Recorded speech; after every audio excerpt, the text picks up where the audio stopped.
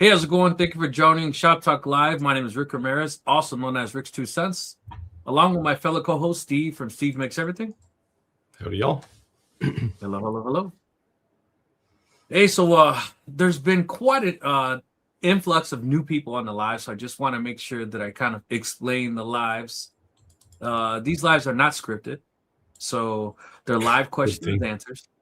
So when we go down a rabbit hole and we bring up conversations, talk about something, and if you have some questions about YouTube, woodworking, CNC, lasers, whatever it may be, don't think that you are like throwing us, a beer, whatever, any kind of thing. Don't think that you're throwing us off topic. We're just we're gonna avoid silence, so to speak, right?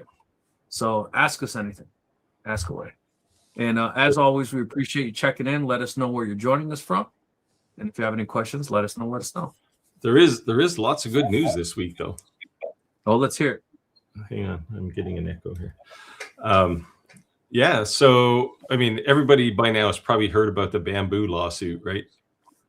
Where Bambu's suing some guy. So I don't know if you've seen it. It might be in the beta versions or early access versions of Bambu Studio, but you can take, if you have like CYMK spools in your printer, like cyan, magenta, yellow, black, right? You can print in color now, right? It's slow as hell. But this was actually done by some guy who forked the Orca Slicer GitHub and added this. But in the process of that, he took... the other thing he wanted to do, I think it's the same guy, he wanted people to go back to the way Bambu printers were before Bambu added all of this lock-in stuff to, you know, make sure that you're talking to the mothership. So he released some code in GitHub, and Bambu said, well, you know, we're going to sue you because you're basically working around our lock-in, and that's a DMCA violation. And he said, I'm using your open source code. Like there's GPL license, if you maybe you haven't heard of it, but GPL is a general public license for software. So it's what open source people do. And theirs is under AGPL, and I forget what the A is, but in that license, it says you can use this software for free, but you can't make your license more restrictive than this one. So what Bambu did was they wrote all of this lock-in stuff, and then they put it into open source, AGPL. So he took their old version of that code and put it into an Orca Slicer and made effectively a new Bambu Studio, right? Without all of that stuff in it. And Bambu said, we're going to sue you. And he said, well, I'm using your code. And they said, you're impersonating our machine. It's your code. So, you know, I love Bambu, but man, they're on shaky ground here. You know, so they basically threatened him, and he took his modification down, but immediately they started popping up everywhere, right? So, well, everyone's gonna repost it. Yeah. So there's another guy. The torrents. I forget what his name is. He did a kind of a synopsis of this, and he basically said to Bambu, because he successfully countersued people like IBM and Microsoft and Google and all these other companies that were trying to do stupid shit. And he said in his video, and I'll post it if I can find it during the live here, but he said, Bambu, I'm reposting this on my GitHub. By all means, try and sue me. He said, but I'm expecting not to hear from you. And if I get so much as a fucking postcard from you, you're going to hear from some of the best lawyers in the country. Man, it was awesome. So that's crazy. I think companies just do dumb things, right? And first of all, locking people in the way Bambu did was kind of dumb. I don't personally care. It's not like I'm building top secret projects, although some of the ones I do shouldn't be out in the wild. But yeah, they're gonna all they're doing is damaging their own reputation, right? So I think that part of it that they're trying to be first to the gate to be compliant, right? Like this whole, you can't print 3D printed guns and you can't print things that are harmful in nature, and we've talked about this before. Yeah. I don't personally believe that any of that has anything to do with safety. I think it's a licensing patent thing. Totally. I think that's Disney. Well, think about this, right? This is effectively like if they're saying we're doing all of this so that you can't print a fake gun. What if Ford or General Motors or Dodge, Chrysler came out with a truck and they said, it's a wonderful truck, but you can only drive 60 miles an hour or 70, whatever, right? Top speed, even though the thing's capable of doing 200. People are just going to say, fine, I'm not buying your stupid truck, right? They're going to go buy something else. That's what Subaru did, right? Subaru basically said, like, here's the car, and if you want the car to go faster, do these other things, you have to pay for added performance. Yeah. Like, well, BMW did this too, right? Right. So BMW basically built a single car with all the options on it, and then they have them selectively turned off. Right. So you want seat heaters? Well, you can pay X number of dollars a month, right, for your seat heaters or whatever. It's like, what are you, retarded? Well, that didn't last very long, right? Because people just said, well, screw you. I'll buy some car that doesn't require me to pay $5 a month to keep my ass warm. Yeah. So I just recently bought my daughter a car, and I said, I want a remote start. And they said, look, man, we're going to be honest with you. The key fob is so small on this car, it's only like 300 feet. But in reality, when you're inside of a building, since it's going through a building, it's not 300 feet. It's like 20, 30 feet. It's horrible. You're better off going and get an aftermarket because the transmitter is going to be pretty much the size of the remote. Yeah. So you'll get like 3,000 feet. You know what I mean? Yeah. And those little remotes, the antenna is not very big, right? So right.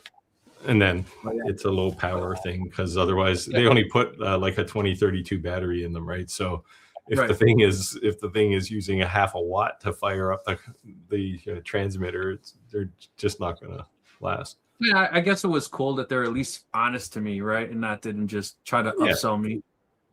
Yeah, but just crazy. When I used to work in an office building, I'd see people go to the window and they're trying to like point at their car and push the button. Right? I've seen people do the whole stick it under my chin thing, and I'm like, what the hell is that? They're like, you're using yourself. Radiate your brain while you wait for the car to start. I don't know if there's any truth to that, but I've seen a lot of people do it. Yeah. No, there's no truth to that. Unless you got a lot of fillings, maybe. Hey, Tim. Tim said, hey, guys. Hey, Tim. That's who I was talking to when you came online. He was. Yeah. Santa's Laser Engraving said, hello, everybody. Hello, hello. Hey, thank you for joining our live. I'm actually going to be joining one of his upcoming lives soon. So see you on one of his lives. So that's pretty cool. Yeah, I'm gonna join them on, I think, the 1st of June. Okay, cool. Show some support. I'll post something in my chat. Oh, by the way, the other big piece of news is the XTool 01. Which is their UV laser, or UV printer. So are you getting one? What's that? Are you getting one? I think so. They haven't told me I'm not. That's cool. Hopefully. That's cool. Radu said, I don't know, Rick. The whole thing sounded scripted. Maybe my spiel sounded scripted, but no, it's not scripted. So sometimes we have a topic we're offline before we go live, something we want to bring up. But these videos are literally off the cuff. It's real. You guys really put a spin on what the live's going to be about. Yeah. Radu said, "Oh, you're a faster typer than me, Chris." They think it was scripted. Nah, it's not. I type really fast, but I make the most mistakes too. Mavis Beacon couldn't teach me. Hey, Johnny from my bed had some bad Chinese food. Yeah. I've been there. Although lately I've been going to Chinatown a lot lately, and man, that food is so funny. I keep telling the same story over and over again when my son walks in and says, "Where's the Temu store?" I was like, "Oh my god!" He said that out loud. We're looking at him like, "This is the Temu store." That's when you grab him and say, "Hey, your parents are looking for you outside." Take them out and leave. Right. That's when we used to get that talk from your parents. You got to go to the bathroom? No. Why? Oh, okay, I get it. Kind of like the post, I don't know if you guys saw in the Facebook group, I said it's violating man laws when another man walks up to you and says, how much did that cost in front of your wife? You can't do that. You just look at what? I was very happy this week. I got to teach Skylar something about really? CNC. I know one thing about CNC. Was it to fix the problem she was having? The rough edges, yeah. Yeah, I didn't know what to tell her. Yeah, Yes, there's actually on a cutout toolpath, you can do a little offset, so it does all the cutout like a millimeter or two wider than it should be, and then you do one final pass at the right distance, and you can go the full depth then. So you don't have to do multiple iterations. Cleanup path, so to speak. Yeah. So yeah, and that's what it is, right? But it goes down to the final sizing, and it makes it nice and clean. Yeah, she's making some nice crosses. Everything Skylar touches is awesome. Like, it's just, I know. I wish I had a quarter of her talent. I know. And now you've seen what she can do with the CNC. Like, I looked at it first and I went, wow, how did she do that? And then I went, oh, she's got a CNC. Yeah. Because it had all those nice contours in the middle of it. Yeah, it was cool. Harold said, what's this early shit? We're all seniors at home. What's up, boys? From New York. You're not going to say Poughkeepsie? Yeah, I keep pronouncing that wrong every time he says it. The only reason I know is because we used to have an office there. I think it's closed now, but nice one. Long after my time. Yeah. I've been to Poughkeepsie a couple of times. So let us know, guys, if you have any questions. Otherwise, we appreciate you joining in. So Big Sarge said, hey, y'all, joining from my... Oh, I just read this one. Must have been twice. I think he posted it twice. David, hello from South Milwaukee. Hello. South Milwaukee in the building.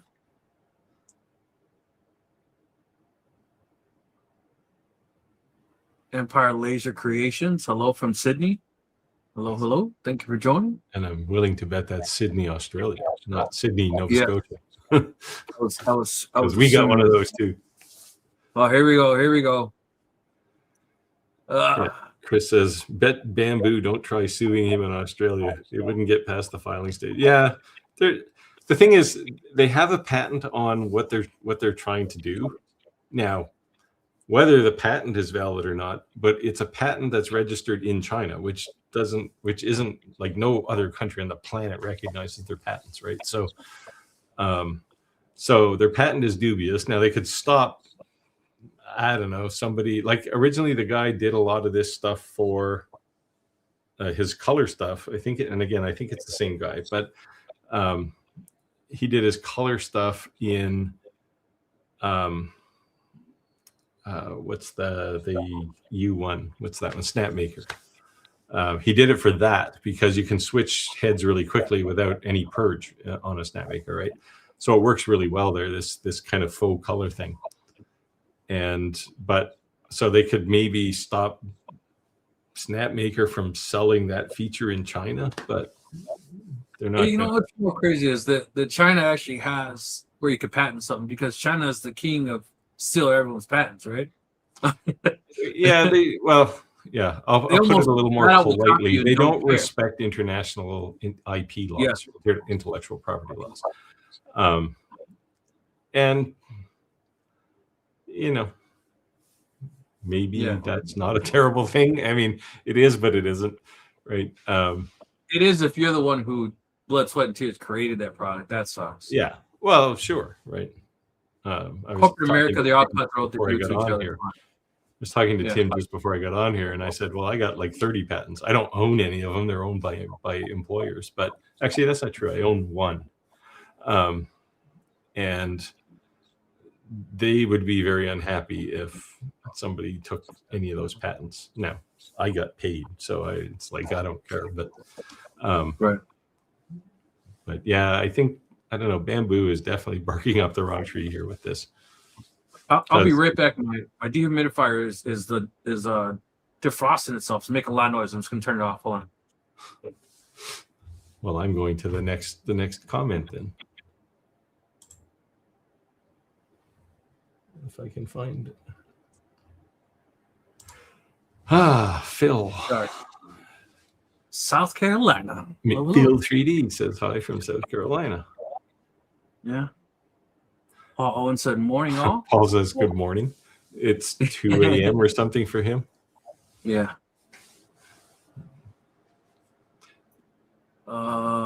Wade Customs. I'm sorry, not Customs.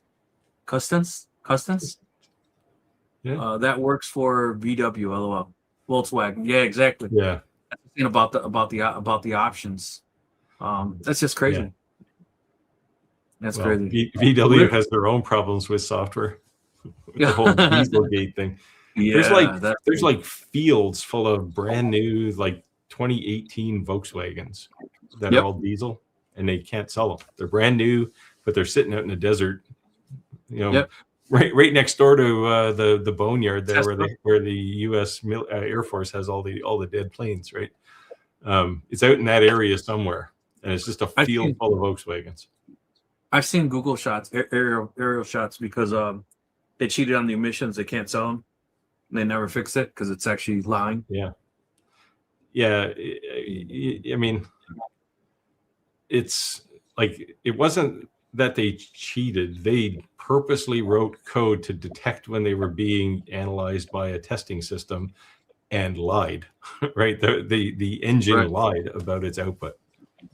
Right. That's crazy. So that's pretty contemplated crime right there. So yeah.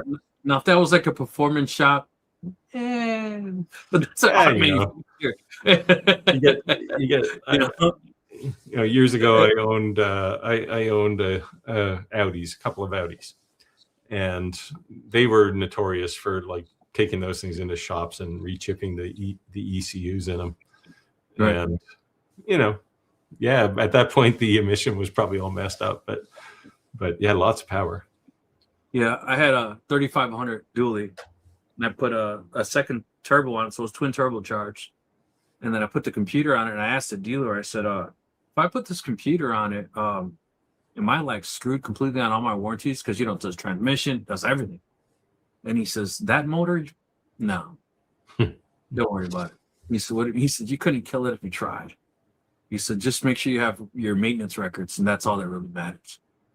So I didn't have an issue. But when you put those computers on the cars, it leaves a thumbprint on the computer, so they know you flashed the firmware. Yeah. And technically, you completely void your warranty. That sucks in the car. But Kevin said, good evening. Actually, at home in Chattanooga, Tennessee, in the shop working on some projects that need to get done. 10-inch cutting boards, 4-builder, and another end grain wood inlay for a wedding gift. Very cool, very cool. Getting the work done. I haven't made a cutting board in like 2 years now. I really should make one. What's your fancy what are the inlay handles called? What did you end up calling that? I didn't call them anything. A happy accident. Yeah. The happy accident. It's been a while since you may have brought that up. Do you want to tell that story? No. No. since we talk about mistakes. Well, yeah. Read the next comment, and I'll find actually a picture of that if I can. Harold said, what's hold on. It's like things are repeating. Wade Custom said, I think Snapmaker sent him a machine afterwards. He doesn't own one. That's right. Yeah. He built this software without even having the machine. And he did it in hours. Like it's like, oh yeah, I can make things color. And so he wrote the code and gave it, like he put it in his GitHub repository, and somebody tried it and went, yeah, this is awesome. And as a result, Snapmaker sent the machine rather than saying Snapmaker sent him a printer, which is good for them. They haven't sent me one, so download Junkyard Adventures. Cheers from Blitzfield, New Brunswick. Thank you for stopping in, saying hello. So I found this thing. All right. So let me share it and So explain. the reason I asked you to, Yeah, we do talk about our failures, and this was definitely one of my big ones. But it worked out, and I learned something, which is more important. lesson learned. Come on. Where is it? How come I can't share?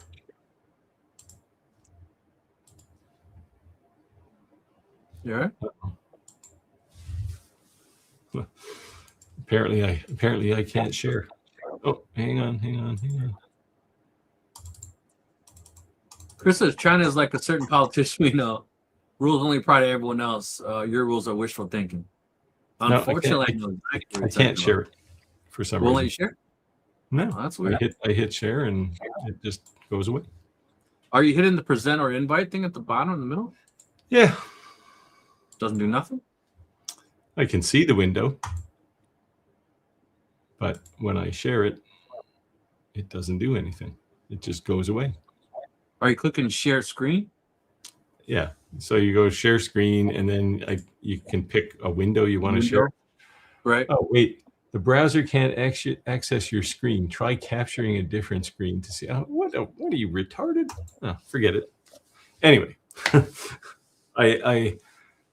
this was a CNC project, and I was cutting handles on a board, and I don't even have one of the boards anymore. But when you cut a toolpath on a CNC, you can go inside the line, outside the line, or on the line. And I was supposed to go inside the line and cut a nice small handle, like just basically the thickness of your hands. I cut it on the outside of the line and made these giant holes in this board. And I looked at it and thought, well, this is terrible. So I just threw it in a pile for a while. And then I got back to it. And a friend of mine, his wife said, well, why don't you just put handles inside? And I thought, well, how the hell am I going to do that? So, but I thought, well, I know what the dimension is because I cut it on a CNC. It's perfect. So I actually cut new handles, new small handles out of a different kind of wood. So the board was walnut, and I cut them out of maple, and literally hammered them into the holes with a bit of glue. And like I said, it was a happy accident because I learned a whole new way to make these things, and people loved them. And all of a sudden I stopped making them without those handles, and then everything I made was with those handles. So That's cool. The price just went up. Right.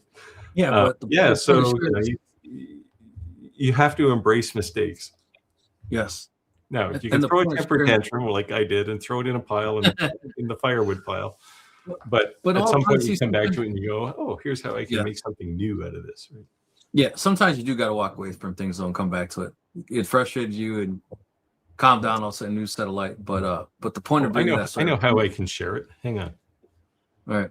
The reason I asked him to share that story is because as a YouTuber, as an influencer, however you want to label us, a lot of our projects you're going to see completed, polished, perfect things, and everything doesn't always come out perfect. So once in a while during our lives, we share failures. To show that we're not perfect. I was going to put it on the wall behind me, but for some reason I can't drag it over there either. So, Brad Dewey said, banned pre-shredded cheese, make America great again.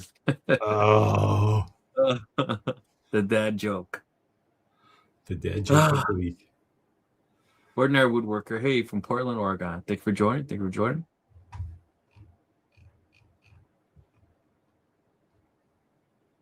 Craft Creations, hello from Northwestern North Carolina. Hello. Thank you for stopping in. A lot of North Carolina, South Carolina today.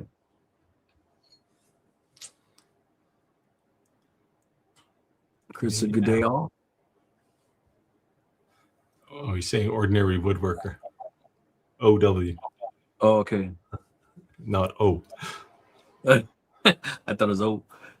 Wade said, no, I meant the key point at head increase remote range. I missed the key point. Oh, he was talking about I must have missed putting it under your chin.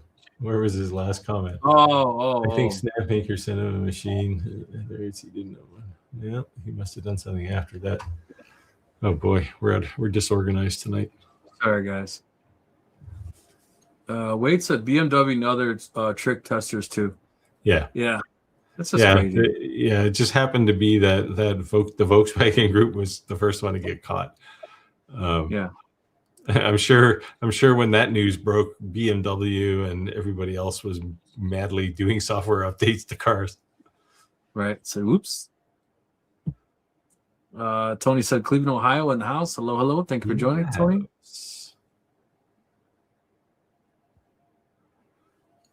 Oh no, I've ordered the warranty on my cornflakes. I opened the box. Well, yeah, that's kind of where we're getting these days, right?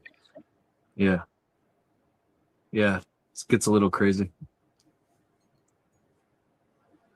Jack in the shop said, "Hey guys, hey." Okay, here you're up, Steve. Wade Custon says, Steve, did you go to the AXYZ CNC show in Halifax? No, I didn't.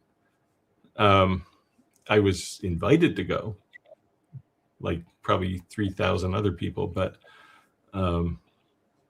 first of all, it's in Halifax, so not that I have a dislike for Halifax, but I have a dislike for Halifax because the streets are too narrow and there's too much traffic and it's just crazy driving there. So I tend to avoid it.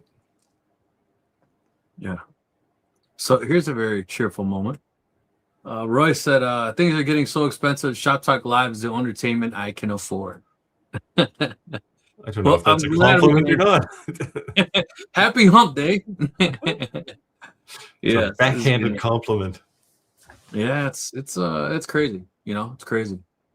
There was actually a company recently reached out to me. It's like a self-learning pace. Some company I took these courses for my PMP. One of those type of things. And they were asking me, hey, would I be interested in, reviewing one of their courses? And I thought it was wild because anyone can kind of put those courses on there, but they're obviously credentialed people. Yeah. But when you think of someone's, like we said one time, when I got when everyone on YouTube was all of a sudden getting sued from just random things, YouTubers were getting sued left and right. And everyone was making these videos about it. And all of a sudden I got an email from a lawyer and I was scared to open it. I'm like, oh my God. When it was actually someone must have watched one of our videos and was asking questions about a laser. But just because what you do for your full-time gig, you could have a total different spin on what you enjoy to do for fun or entertainment, or even what you consider a side hustle, right? You may not necessarily do it for free because you want to be compensated your time, but whatever. So the whole idea, like I was saying with that training program, is that you could be a lawyer, but you could be taking courses on how to spin wood or how to, it's crazy that professionally and, extracurricular activities don't always go hand in hand, right? Yeah, well, the whole point of a hobby is to make it different than your day job, right? So, right. But I do agree though that like your professional, what you do for a living could give you an advantage of your hobby, right? And that's why someone have an interest. Like you as a software developer, when it comes to software stuff, you could probably run circles around somebody else because it just clicks. And somebody else, that would be the hard part for them, Yeah, if it's open source, there's probably some of my code in it. So just crazy. Yeah, so since I brought that up, I'm curious. We always talk about side hustles. We always talk about niche, find a niche. I'm curious. You're obviously interested in this type of stuff. What do you do professionally? What is your full-time gig? If you don't mind sharing, post in the comments. So let us know what, Be surprised some people are firemen. Like, what are you in IT? As long as your career wasn't like assassin or something, we don't want to know about that. I'm sure so Jack in the shop says the U1 has been about 3 hours faster than the X1C so far. That would be the case because it's got 4 heads on it. The X1C is 1, right? So every time you're changing color, it's a complete purge, big fat layer on the purge tower. It's just now, like the Snapmaker, as far as printers go, is average, But as far as saving filament when you're changing colors or changing types of filament, Right. nothing touches it right now, right? Because Yeah. it comes with 4 pre-primed heads all the time, and you want to go from red to blue. Okay, fine. Here's the blue head, right? And you just go. So it does shock me that more people didn't kind of balk at Bambu for the H2C, which was supposed to be the same. And the irony is the H2C is probably a more successful product than the Snapmaker, partly because it's Bambu, I guess. But yeah, but as far as speed of changing, like it takes 6 seconds to change colors on a Snapmaker. It takes 40 seconds or 30 seconds to do it on a C1 or an X2C. So to Santa Labor Graven said, Jack, you have to answer this, but how was the quality?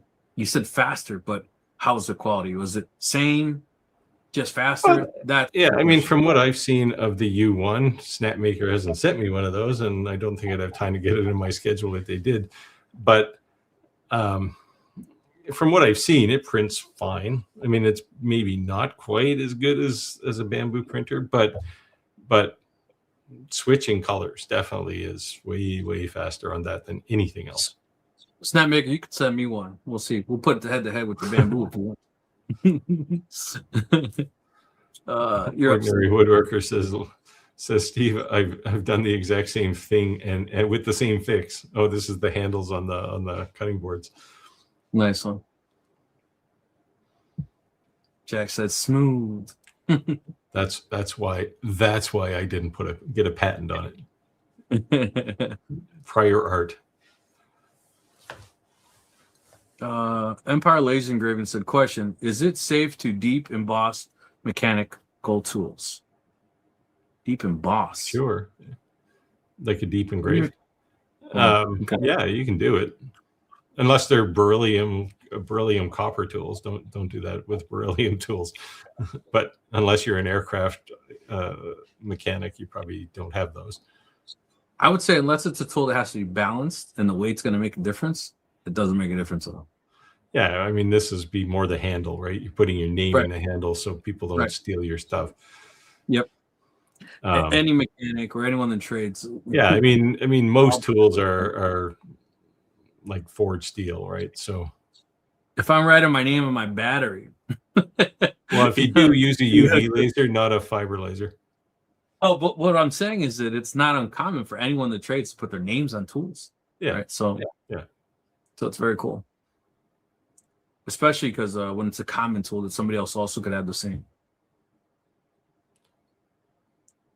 Hey, my name's not on the screen. How come? So whenever we share the comments, it makes our names go away. If I hide your comment, our names come back. What the hell? It used to be there. No, it's always been that way. Really? It's always that way until we start sharing comments, and then it goes away. Huh. And the only way we can make it stay is if we make a border around us, because our name would actually be on the screen. So are you telling me if you turn that comment off? Yep.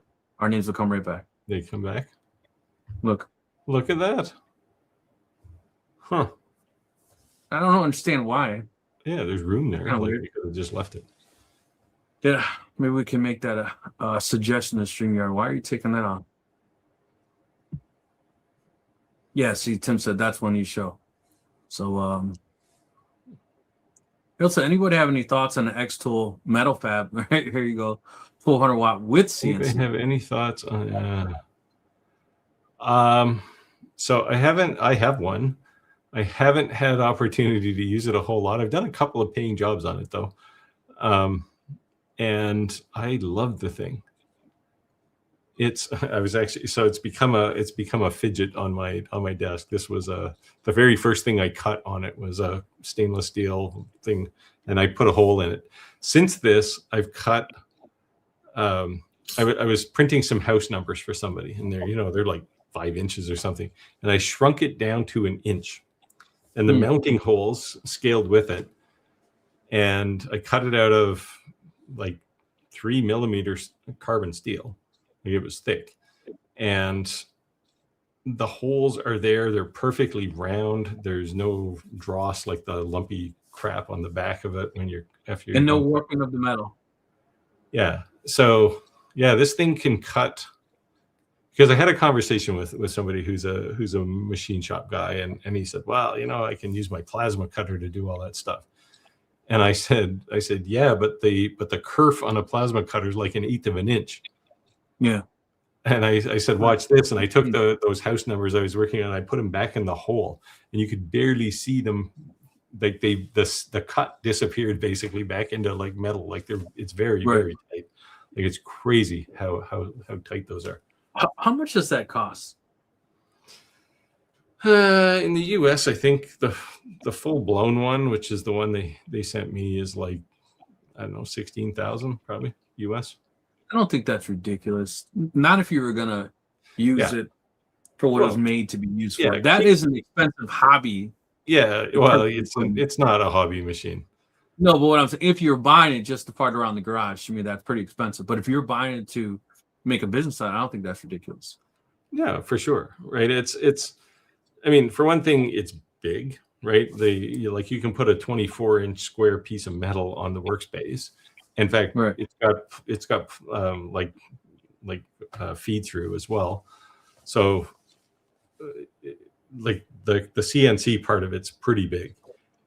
And it's not something you're just going to wake up someday and go, I'm going to start a new hobby and start welding and cutting CNC cutting steel. Right?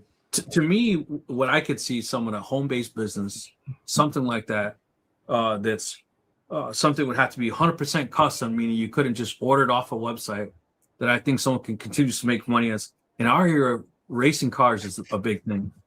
And they use like tube frames, and they pick these like cheap, thin metal bodies over the top. They'll look like a Monte Carlo, they'll look like whatever. And they look amazing when they buy them, right? But they will be smashed. And as they get smashed and they're repaired, it never looks the same, right? Yeah. So like if somebody had that and they could just cut a piece out and weld a piece in, right? Because they're wrapped, right? You can't see how it's going to look. But the point is it could be how you're saying that cut. Yeah, it's very, very and tight. Without warping the metal, I think that would be cool. Yeah. And the welds, you can actually program the width of the weld that you want. So the default is like 2 millimeters, right? You weld two pieces of metal together, and the weld is 2 millimeters wide. Can you tell it to stack welds too?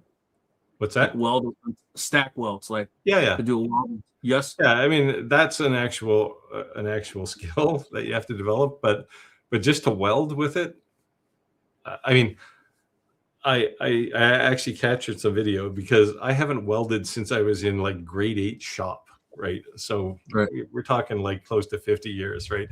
And I picked up this welder and held two pieces of stainless steel together, which I've also never welded before, and just went bzzzt, and it was like, holy cow, that was easy. And it looked good. And I was only using air. I didn't even have buffer gas at that point.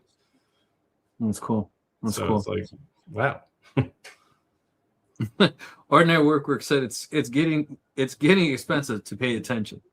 Yeah, sometimes you gotta not pay attention because then you have bad influence to buy things. What are you gonna do? Well, yeah, I mean, make no mistake. If XTool didn't send me a metal fab, I would not be buying a metal fab because I don't have that kind of cash just laying around. Because in Canada they're 25 grand. Yeah, it's crazy. Yeah, it's like 30% more for the currency rate. All right, Steve. Chris says, Steve, is Halifax close to you? I often get asked if they can collect something by people a 4-hour flight away. Halifax, for me to get right downtown to the harbor in Halifax is about 15 to 20 minutes. Let's say 20 minutes. Close to you. Yeah. That was definitely I live far enough away that it doesn't annoy me, but close enough that if I need like an airport, I can get there. Big Sarge said, do you all do 3D modeling? What's your go-to software and why? Yeah, I don't know. Do you? I don't think I've ever asked you if you do 3D modeling. I don't think you do, right? Yeah. So I do a lot of 3D modeling, both for me and certainly for my business. I use Fusion, AutoCAD Fusion, Autodesk Fusion. I use it because it does pretty much everything that you could ever want in a 3D CAD tool. So the downside is it's not cheap. Yeah. Now, if you're looking for cheap, you can use something like FreeCAD, which used to be crap, but they've done a lot of enhancements on it over the last, I'd say, year, and it's actually usable. And every time my Fusion license comes up for renewal, I seriously look at FreeCAD and say, is this the year I switch?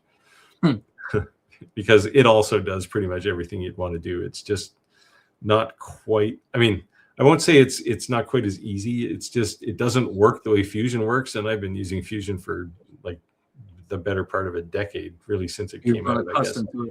So my brain is just hardwired for Fusion now. So every time I pick up FreeCAD, I look at it and go, why is this so hard? But I think if you were starting from scratch, it would be actually pretty straightforward.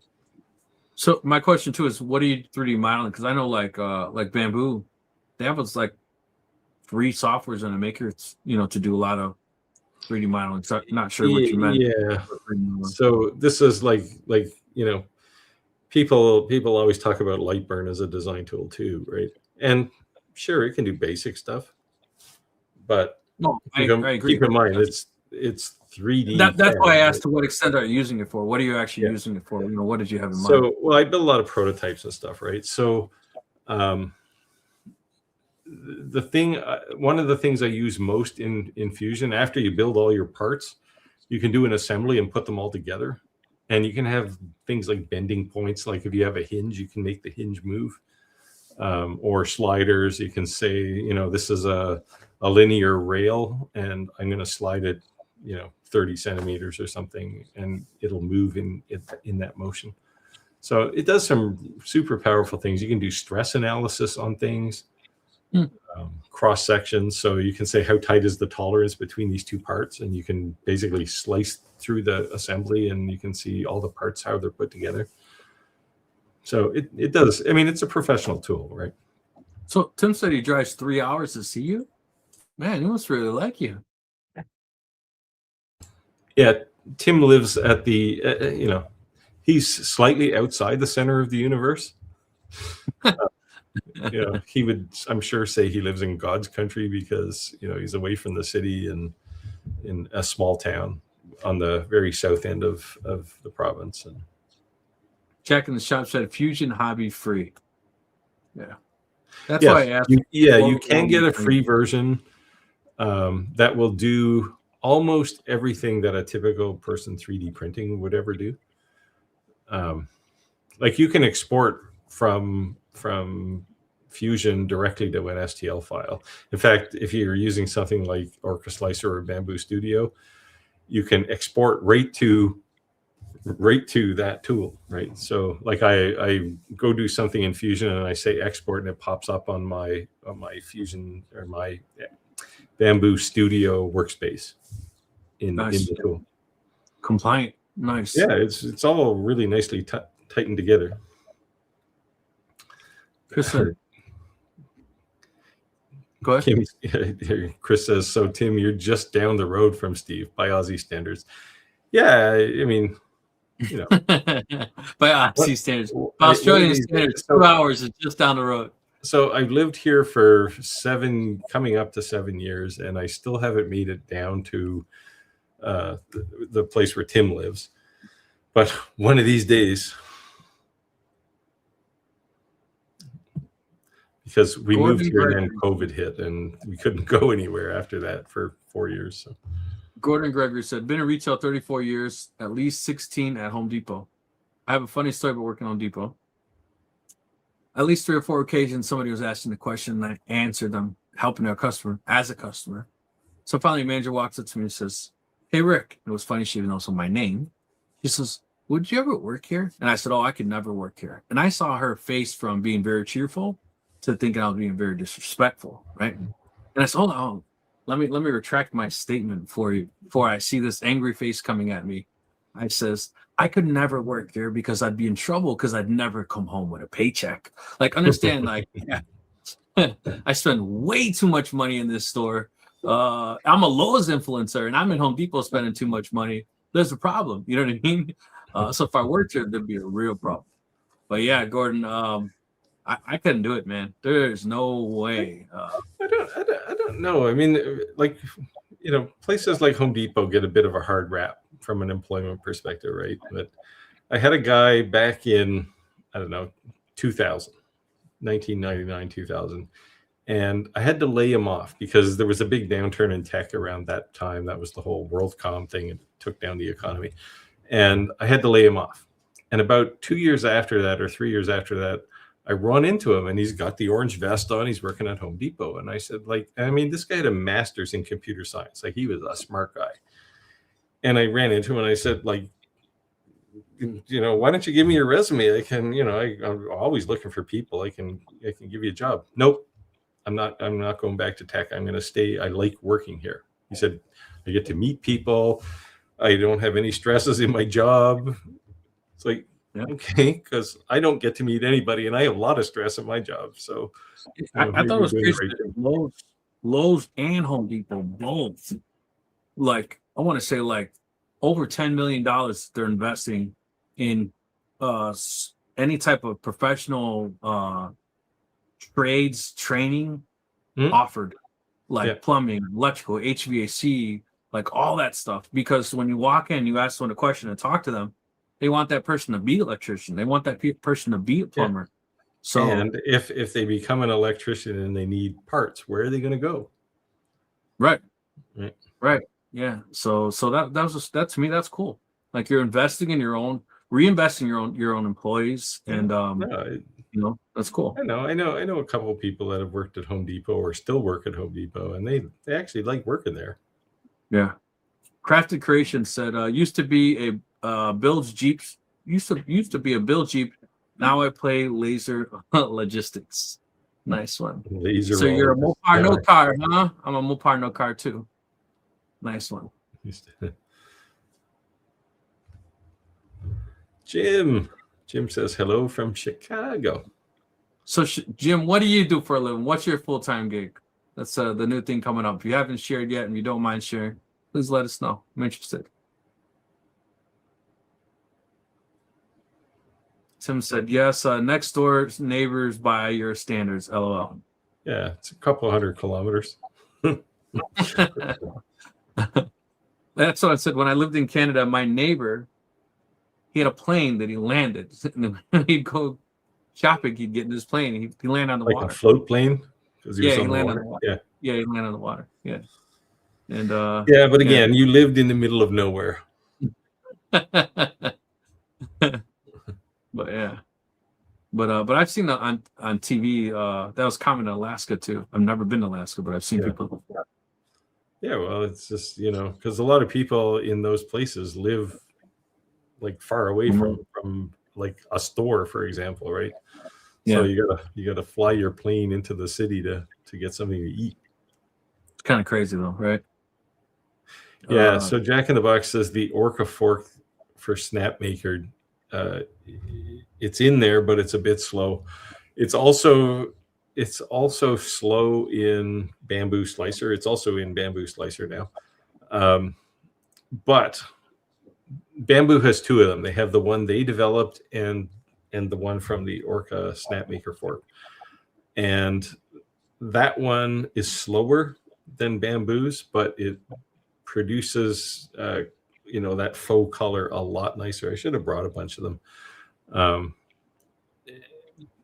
But the user interface, I think, is pretty nice on Bambu Studio for them.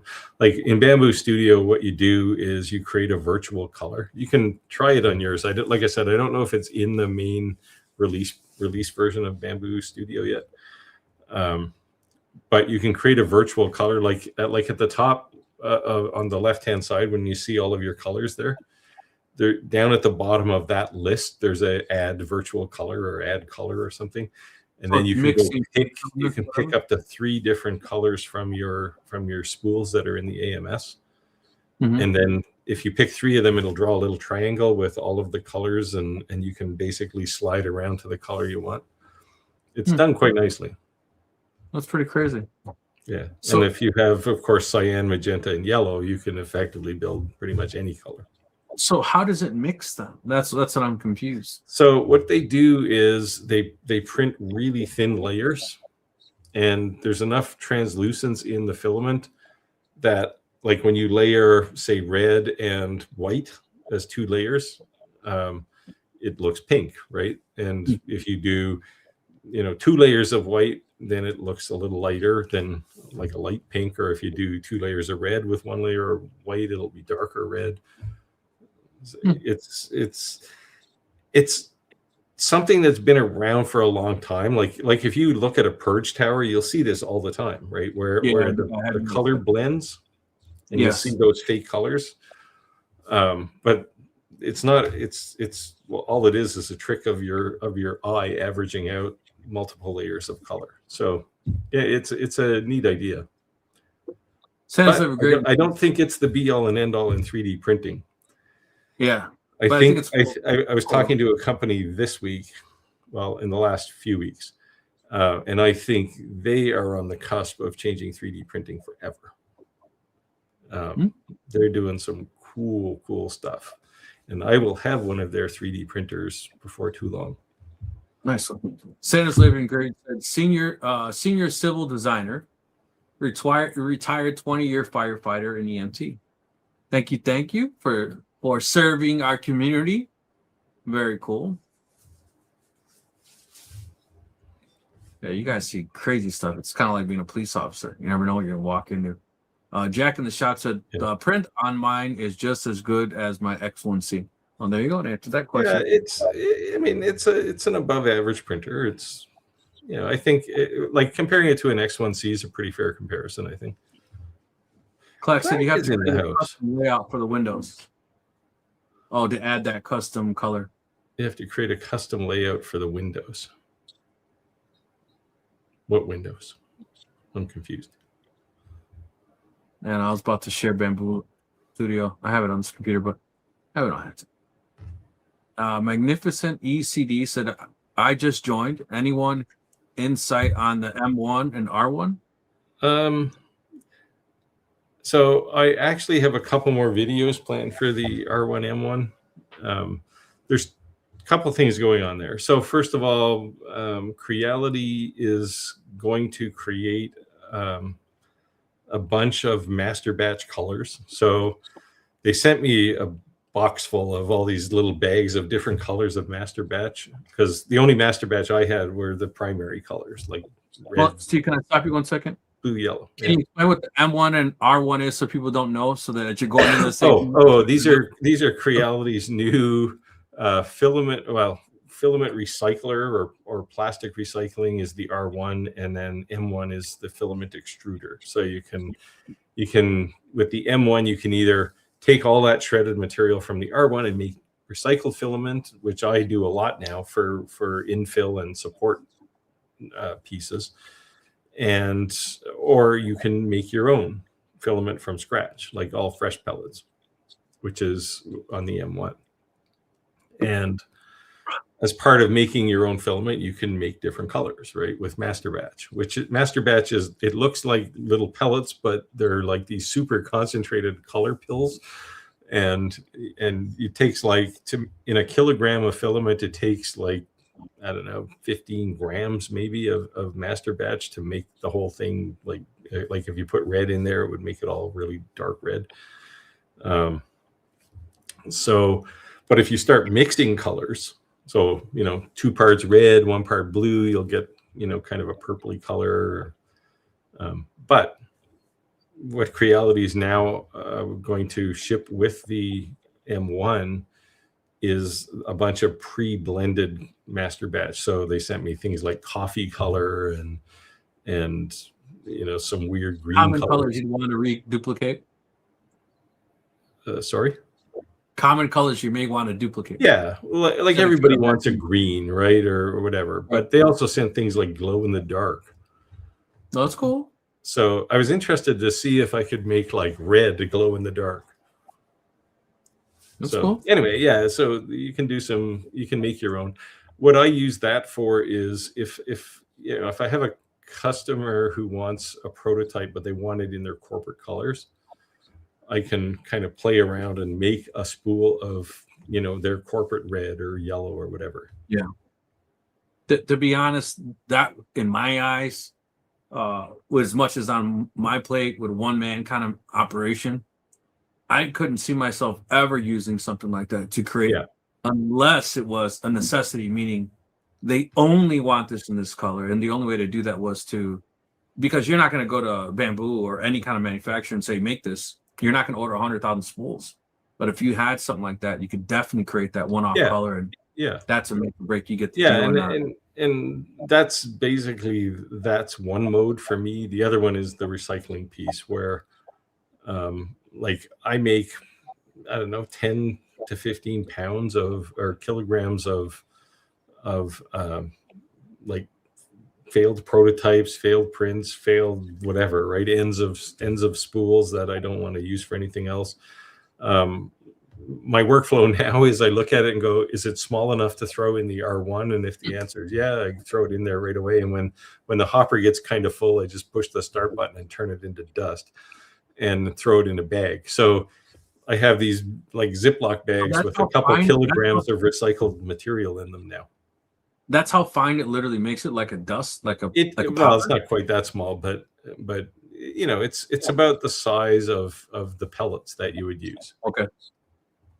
So have you tried just recycling poop and seeing what happened? Does it just make brown if you're mixing all those colors? So I thought it was just me, but when I ground up the batch I made for that last video I did, it came out to this kind of weird brownish greenish color. And I thought, well, that's just me. But then I saw Creality did another video where they did some, and it came out the same color. So I don't know, maybe this is the natural color for recycled plastic. Yeah. But you know, I think as a kid with watercolors, right? When you mixed all the colors, what did it do? It made brown, right? Well, yeah. So you'll see, like if you print. So I printed I made an adapter fitting for my E1 to vent it out properly. And if I look at that adapter filament, I made it out of recycled filament, and I can see all these weird lines where the color is slightly a different color halfway up. And now, if you're using it for support or infill, who cares, right? Correct. But this one is just something to kick around in my shop, so I didn't care what color it was. Speaking of support or infill, I've been seeing a lot of people doing like these empty cavities, and they fill it with like rice or something just to give it added weight, like 3D printing a phone stand. You know, if it was just purely the filament, it'd be so light that they're literally leaving voids, fill it rice, and then complete the 3D print. I thought that was pretty cool. Yeah, well, you can do, like, if you want to make something heavy, you can print with like, you know, 10% infill.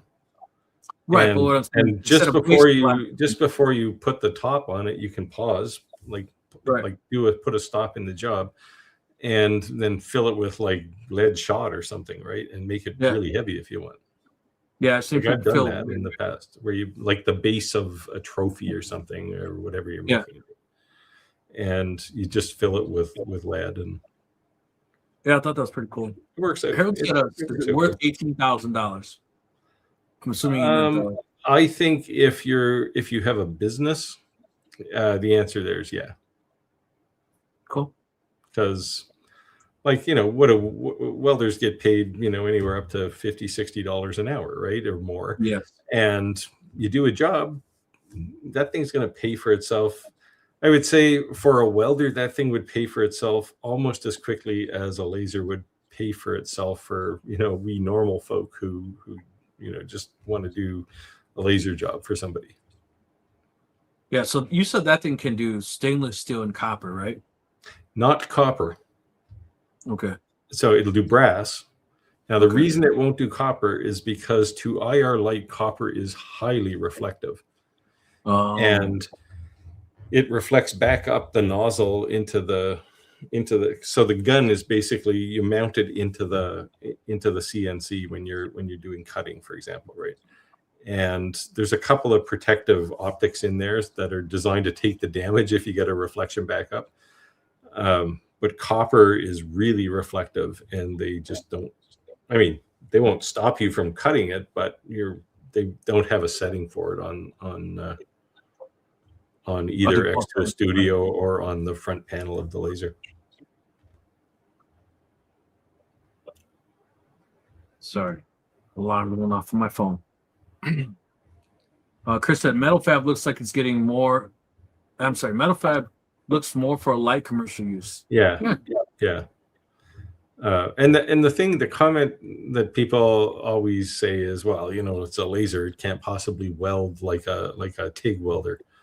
But I tell you, man, this 2 millimeter weld that I put on 2 pieces of stainless, I took it over to my vise and I beat the hell out of it for 5 minutes, and I couldn't break it. And I tell you, Steve, I think I burned myself out of getting one is when I answered my honest and truthful question. When I told them that I don't think that you should market these, or these are going to sell well with a veteran welder, that your market is tech savvy, younger generation trying to get into welding and be able to weld just as good as these guys who've been in the trade 20, 30 years, you know, or someone who just has zero experience and wants to get into it. I think it's going to be easier to convince a person who has zero experience and someone who has years and years of experience.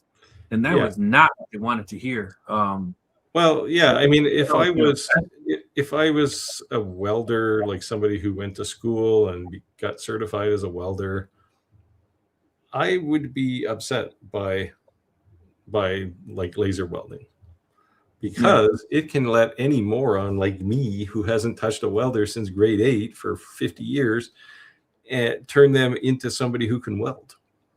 Is it like high pressure gas weld quality? No, but it's good enough, right? And you know, with a little bit of practice, like literally the welder does the work for you, right? You hold the gun, and the wire coming out of the feed basically pushes you back, and you just hold the thing in the air, and it's doing the welding itself.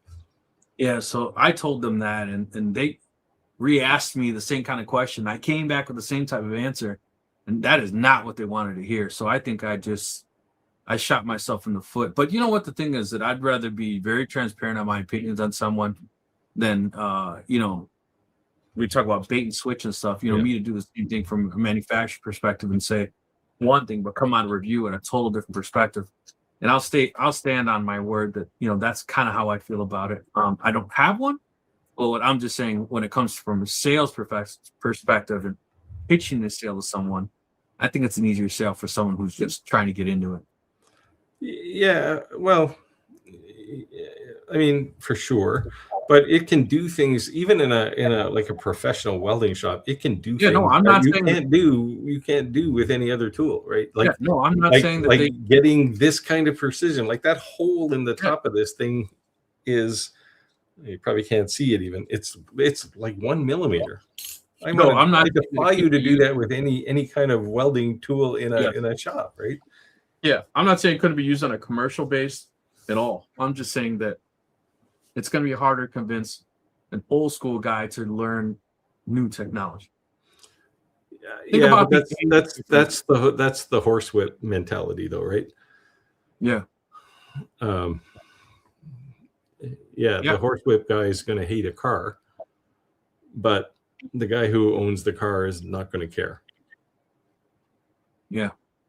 Like, this is one of these technologic shifts in this case, welding, right, or metalwork. Well, let's just say automotive, right?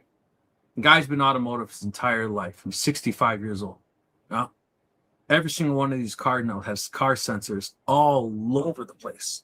Yeah. In order to take that front bumper off, you have to be state certified, because you have to put it back and recalibrate those sensors so that it will stop, right? And if you're not certified and you do it, then that shop is liable.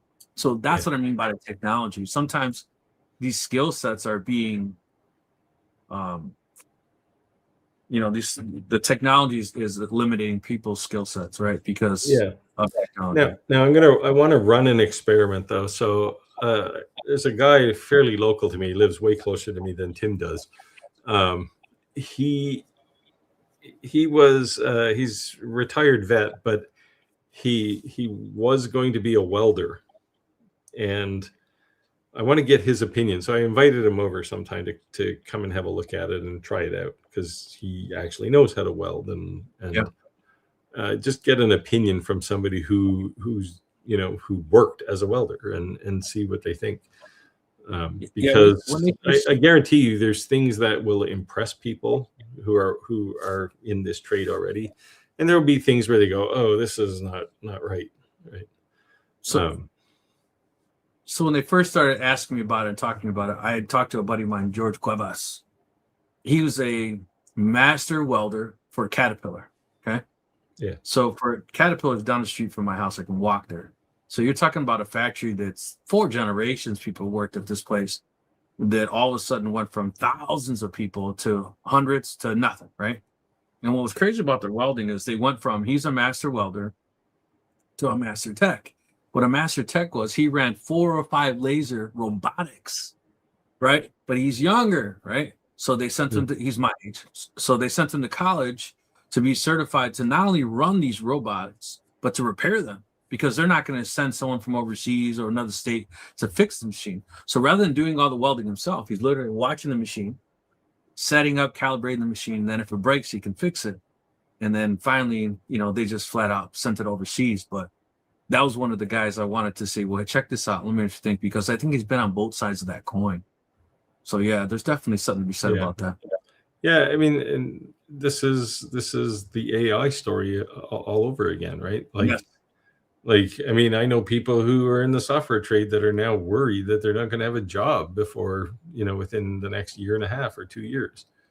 Yeah. And it's like, yeah, so it's coming, so learn a different skill, right? So we just had this meeting at work 2 days ago, and one of the things, it's called a spotlight session, and they make you say, what have you done, what are your accomplishments? And I said, hey, I completed all my required training for 2026, and I want to go for the certification. I did all that required training so that I can get the certification before end of year. And they said, well, what AI training have you taken?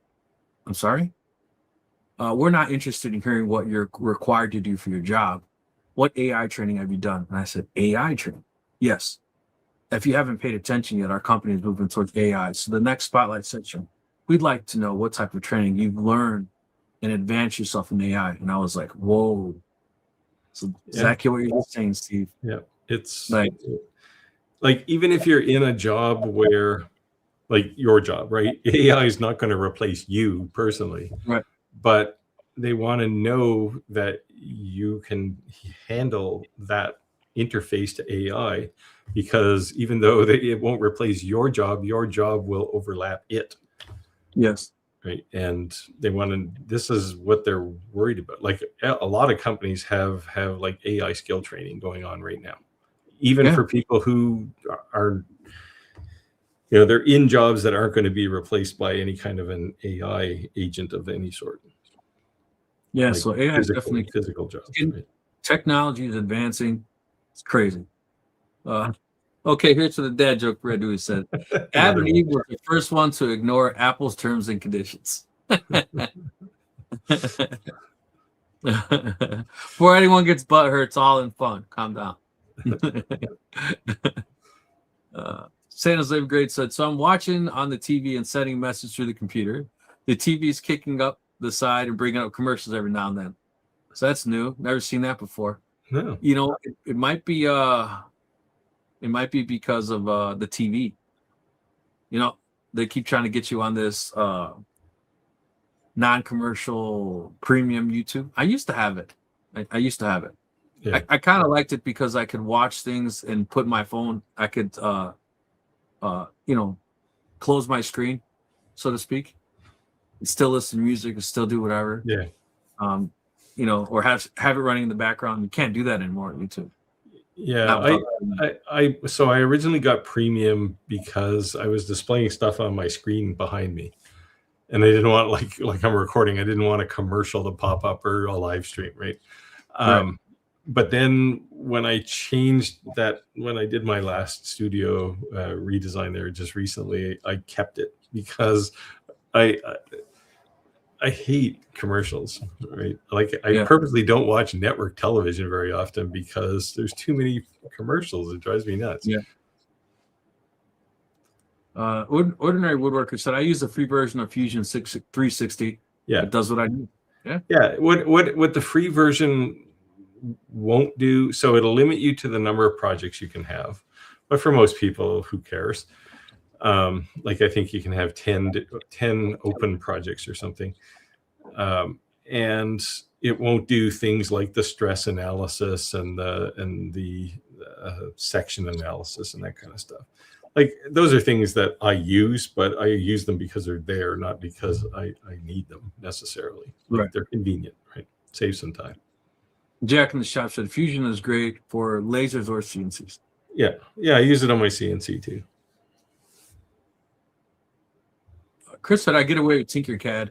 I managed to get what I need. Not too complex stuff. I know Roger was a big Tinkercad user. Yeah, I started early days on Tinkercad, and you're not going to do anything super crazy with it. You're certainly not going to do an assembly, but you can do basic stuff, and for most people, it's good enough.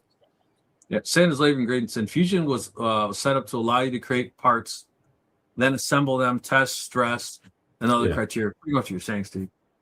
Create the G code, then send it to machine. Great metal working, I believe, at first for manufacturers. Yeah, you can actually go direct from, like there's a CAM portion of the paid version of Fusion as well. So you can actually go from your design directly to a CNC. I tend not to do that because I find their CAM tooling is just overly complex compared to Aspire or Desktop or Pro. Speaking of Aspire, I've been wanting to it should say to me it's like the first time I use Photoshop, right? Or Adobe. Like you start using it and you're like, what is all this? Like, you're using like this three little buttons and you're like, what is all this? And there's so much to learn. There's this course that I've been seeing actually on Aspire's website. I think it was a company that they partnered with. I was thinking about taking that course. It doesn't seem too expensive. I don't know how much. The only thing I like about it, it seemed like it's all pre-recorded. And sometimes those videos are like so dry. It's like, oh God. Yeah. So once you get a project created, most of the stuff on the left-hand side is like, you can ignore that. But on the right-hand side, you got to turn on the Toolpath frame, and you can pin it so it stays there. And really the trick there is to understand what all those tool paths are for. That's what I'm saying. Yeah, like there's so much. Like, but even those, you're only going to you'll use the profile tool path, which is the one that Skylar was using to do her cutout of her cross, and then you'll use the one beside that, which is basically dig something out, and for the most part, those are the two you're going to use. If you're doing like a profile, like a 3D kind of profile, you'll use something like a tool path for that. There's lots of them there, but you're not going to use most of them as a general rule. Yeah. So just to me, so far with a CNC, whatever I made on the CNC, I could have made, or I have made already on a laser, like those flower planters. Remember I was telling you. Yeah. I was transitioning that, and then I bought 4x8 sheets of that plastic, the tricolor. Yeah. And again, we talked about it. Yes, you can 3D print that kind of stuff from scratch or use that. And that's pretty much all I've used the CNC for is signage, right? But I never even hooked up that's rotary tool. I've never even connected it. And just like half the stuff. Well, that's the advanced class for sure anyway. Yeah, so that's what I'm saying. Like half the stuff, like I'm clueless. I'm like, this, it does so much. I just want to see. I was going to point out that Skylar is publishing CNC videos now, and we're still waiting for yours. That's fine. I'll tell people all the time, like,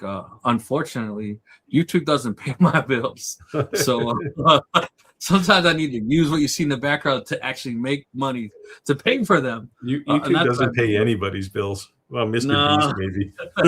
You're right. You're right. But I'm not retired yet. I'm still working. You know, I'm still working full time. You know, I do this on the side. My cousin saw my face the other day on the video. She says, "Why do you look so tired? What's up with the bags under your eyes?" And I said, "Because I am tired." "What do you mean? Why do I look tired?" Don't look tired. I am tired. But yeah. I guess I have plenty of time.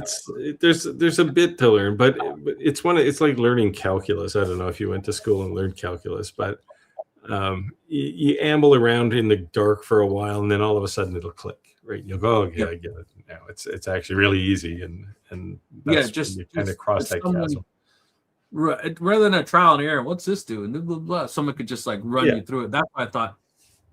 Hopefully, it's not like watching those dry eye commercials. Take one of Andy's courses. He's got a couple of basic get up and go I courses. thought Andy's course is more geared towards sales because I asked him that exact question. I said, "Is yours more like a user utility, like how to use your CNC, or is your course more geared towards sales?" And he said his is more geared towards sales. Yeah, maybe. Oh, yeah. Well, yeah, for making products. Yeah. Right. Yeah. Right. So I really want to dig in it, and that was the whole point of me. There's got to be a series on YouTube University about this stuff, right? Well, like I said, that they're actually being endorsed by Aspire, so I thought, well, they got to be halfway decent for Aspire to even say, "Hey, check this course out," and it wasn't like thousands upon thousands of dollars. So I'm just gonna give it a run. And like I said, the whole idea too is with the CNC videos is kind of saying like, here's literally CNC 101. Like I didn't have any experience. This is where I stumbled at. This is where I struggled at. This is where I was like lost. Yeah, but there's got to be like lots of free stuff on YouTube as well. Like Izzy Swan must have done something, or Ben, what's his name, Myers. His Myers Workshop, I think, is his channel. They all must have done these things at some point. Yeah, I'll check it out. I've been looking. I would just, they had a pretty nice layout, like, or at least it seemed like it. You know what they're publicly at least displaying. Two moose. They must have something as well because they've done a lot of stuff. When you want fun, go watch my wooden spoon video, and you can make yourself a wooden spoon. There you go. Chris said, "Oh, Gordon, so you, I'm sorry. Oh, Gordon, so you still have checked, you still have the checkout line and Home Depot after 16 years. I'd say they're open an extra register soon." You know, it's not like Walmart. I think Walmart's frustrating. You walk into Walmart, there's 42 lines of self-checkout, and there's like 60 lines that could be somebody in there. And there's two people on the actual, and my daughter gets so pissed at me because we'll go to Walmart and there'll be like this line of people waiting to get checked out and like empty self-checkout. And she's like, "Why do you do that every time?" And I says, "Because that's someone's job." Oh, so when I go to Home Depot, like, you know, most Home Depots, they have all the self-checkout things at one end of the store and they got the contractors exit at the other end. I always go to the contractors because the contractors don't use self-checkout, man. They got real people there. Yeah. Well, I told my daughter, it's not that I'm too good to check myself out. Like, I'm eliminating someone's job. Like, no, man. Check me out. But these machines are just like, they work half the time and sometimes they don't. And yeah, the other thing is that you go to self-checkout and you're walking out of Walmart and you get drilled by the lady who's like old enough to be your grandma. "Let me see your receipt." And she's digging through stuff like you're stealing something. Well, you know what? If you're so worried about it, then you should have rang me up. You know what I mean? Yeah. They were going to try that here, and then a whole bunch of privacy laws kicked in, and they said, like, you do that, and we're going to levy some fines against your corporation. Yeah, they are like extremely hostile. Like, it is like, wow. You know what's crazy? I went to Sam's the other day, and like 4 people in front of me just walked straight out. They're like, keep going, keep going, keep going. And then got to me, she's like, "Excuse me, stop." And I must have had a crazy look on my face, or I don't know. And she got like, "Oh, like, oh, I'm so sorry. I'm so sorry. The reason I'm stopping you is because the AI camera." And I'm like, "AI camera?" And she's like, "Yeah, look above you. And if you have your receipt facing up, it scans your receipt and it knows what's in your cart and it starts calculating how many items are in. So I have to stop you." She's like, but if you walk and if you have your receipt in your hand, it's facing anywhere upwards, anywhere set, it'll get enough information off your receipt, you'll know who you are. I'm like, that's insane. And I was not offended that she stopped me. It was like, I'm Mexican, that's why you're stopping me. But I was like, that's just crazy that, you know, again with the AI. It's not because you're Mexican, it's because you don't know how to hold your receipt. Yeah, I mean, I going forward, I'll walk out like that. That's fine. I'm gonna hold my receipt up, you know. Yeah. But that's just crazy, like, you know, it's crazy.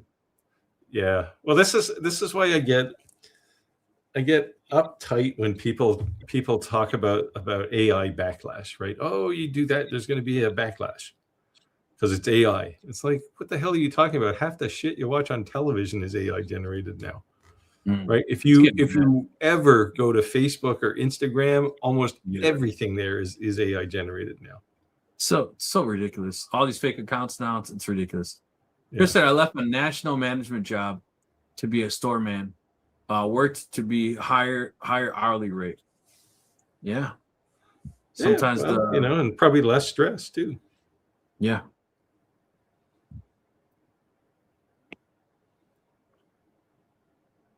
Harold said, I'm an IT director for a special needs school, kindergarten through 12th grade, up to 21. That's very cool, man. Very cool. So you know what? People like you, as you need to speak up so during some of these lives, because manufacturers always watch our lives. And people like you would be cool that we could get machines donated to schools and stuff like that for special needs. Yeah. To me, that would be a cause I'd go above and beyond to try to help. That's awesome. Yeah, I'm like, and this is the other misconception of YouTube, right? People go, "Oh, you get all this free stuff." Almost, I'd say a good. I won't say half or anything. I'll say a measurable part of the things that I get, I end up giving to these types of organizations. And every once in a while, I'll talk to the company and say, "Can you send them something?" Right?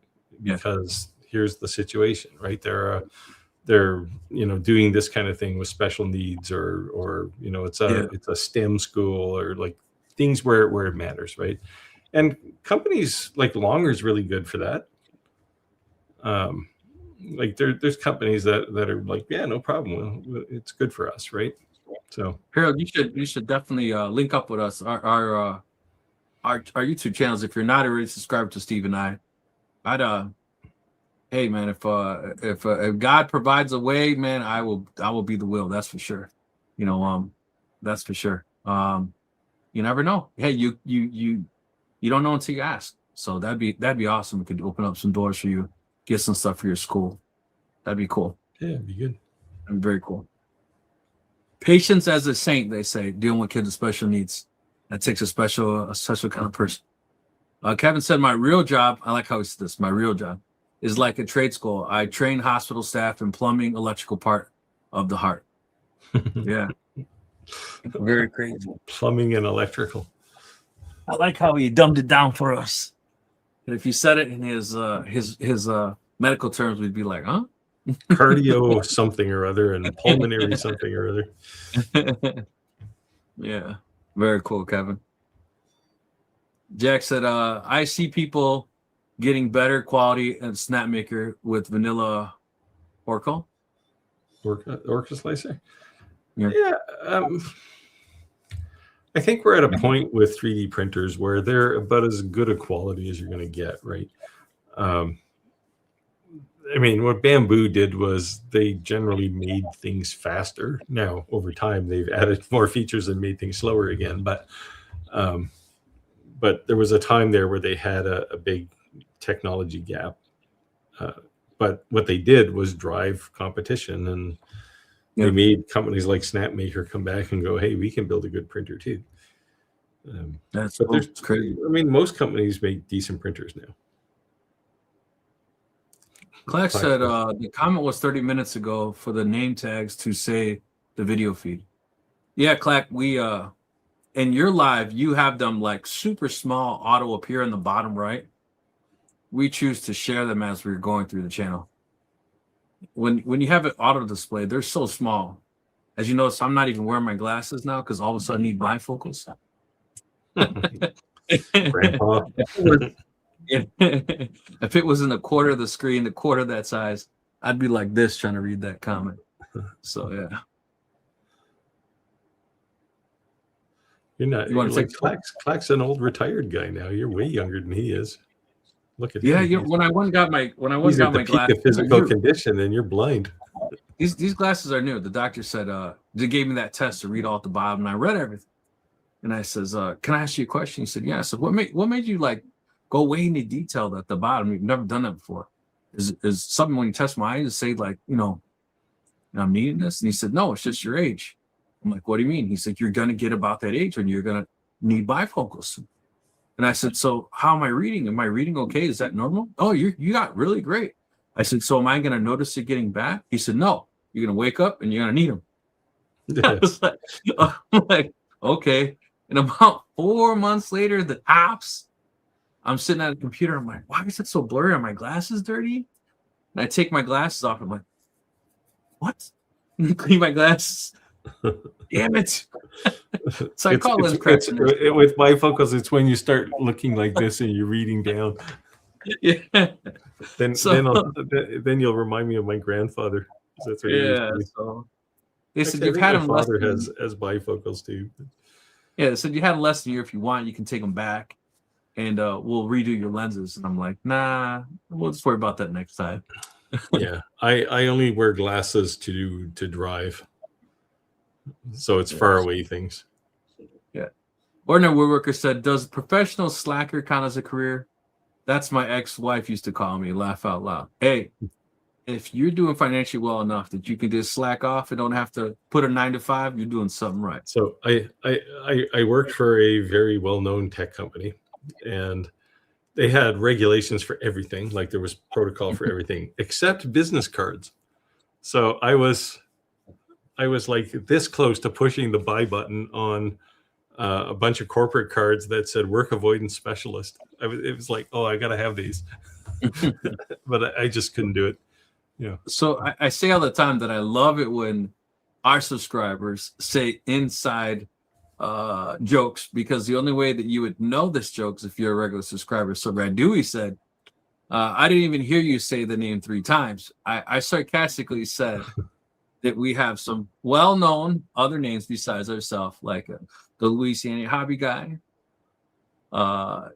Clack, who always tend to join most of our lives. But Clack, if I say Clack's names 3 times, normally he all of a sudden magically appears in the comments because he's working in the background, but he's listening to the live. So Radui's joke is that I didn't say his name 3 times, and Clack commented in the comments. So very funny. Love it, man. Love it.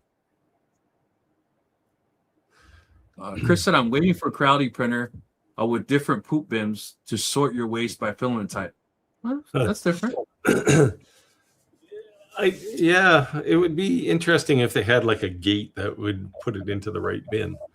I find myself, I haven't done it yet because every once in a while I'll print Petchy and it'll end up in the bin, and then I'll take all the purge material and I'll get ready to throw it into the shredder, and then I think, oh, there's some Petchy in here, and I'll have to sift through it and go, oh, this one, that color is Petchy. It would be nice if there was just a thing to say, oh, when I'm injecting this material, it goes in this bin over here as opposed to that bin. It wouldn't be that hard to build. Or just empty it. Well, you're not mixing materials anyways, unless you're using the opposite for a support. Yeah, but look at even your printer, right? Like it's behind that gigantic mass is the chute, right? Like, do you have it going down to a garbage can? I just have the little bin on the back that I have the bin on the back that I 3D printed. Yeah. So you got to reach around there and get the thing pulled out, and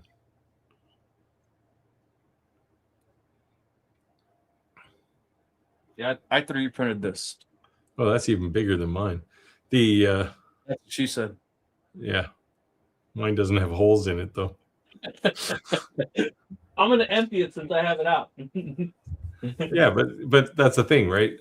I mean, you can get away with that little bin on an H2 type laser or printer because it doesn't actually purge that much, but it's Like my nephew has an H2D. He got the same printer I had. First thing he did was print that long pipe one, and I said, "What do you print that for?" Well, you're going to need this. I said, I pulled the one off the back of mine. I said, "See this little thing? This works for months."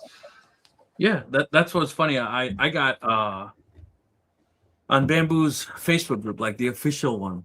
When I printed that, I was like attacked, like mocked, like I was a moron for printing that little one.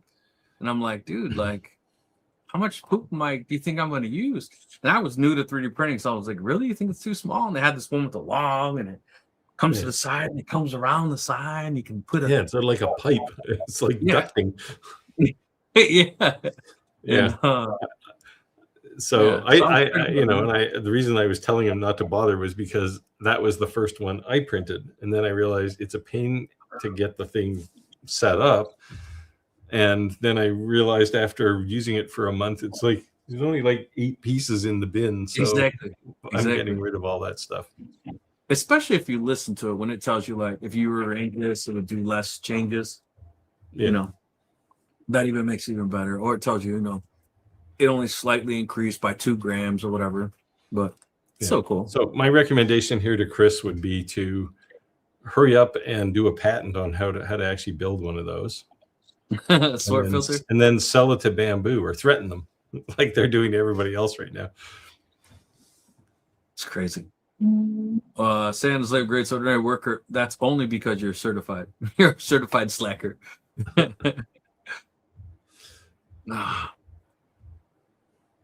think this is a new name. Mark at GC Heatstroke. Good evening, all. I'm out to dinner. He's going to have to explain that name. Now I'm intrigued. I'm out to dinner with the wife, but I thought I'd check in to say hello. Appreciate you dropping in, brother, and saying hello. Hey. I love the beach scene. I will be in Florida soon. Can't wait. San Jose Grid said, Mark, what is for dinner? You got to know. We got to know. Chris said, I have a master's degree for slacking up, pick up right after the procrastinator meeting last week. Yeah.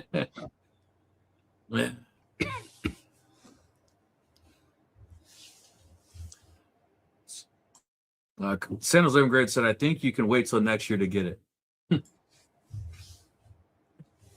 All right, Steve, here you go. Tim says, for Steve, if I don't pay my bill, do you send Tony? This was in my my recent video on AI generated video. So C-Dance, if you haven't seen C-Dance for AI video generation, man, the thing's amazing. C-Dance? C-Dance, S-E-E dance. They just come out with a new version of it, and it's like in there I have in that video I did two pictures of they're actually our dogs, two little chihuahuas, and they're boxing. And I showed one with C-Dance, which looks like it was recorded video, and the other one was only a couple months old from the latest technology. And it's like, yeah, okay, I can clearly see that's AI generated. Yeah. My wife didn't like that one dog was punching the other one in the nose, but yeah, it'll be 15 years from now, and we'll still be going back and laughing at the Will Smith video, right? Eating the spaghetti. Eating spaghetti, yeah. Yeah, it was just horrible, but it was still cool at the same time. Anyway, in this video, I decided it was time to tell people to subscribe. So I did like Tony Roma kind of mafia thing, like, hey, you're watching my videos, how about hitting that subscribe button? Because I'll send Tony over to, and he crushes a coaster in his hand. And it would be a shame if something happened to your laser. Oh, nice. I didn't see this one. That's cool. I have to check it out. Now you got to post that in the Facebook group. So yeah, it was just to have a little fun. Yeah, you got to post that in the Facebook. That's funny. TTC 1940 said, I had to step away. Steve, you're right. I'm using the welder in conjunction with your UV printer. Are you going to use a welder? Probably. There are definitely, so I actually have a project that I have to get done. What's the date? The 13th. I have like 15 days to do it.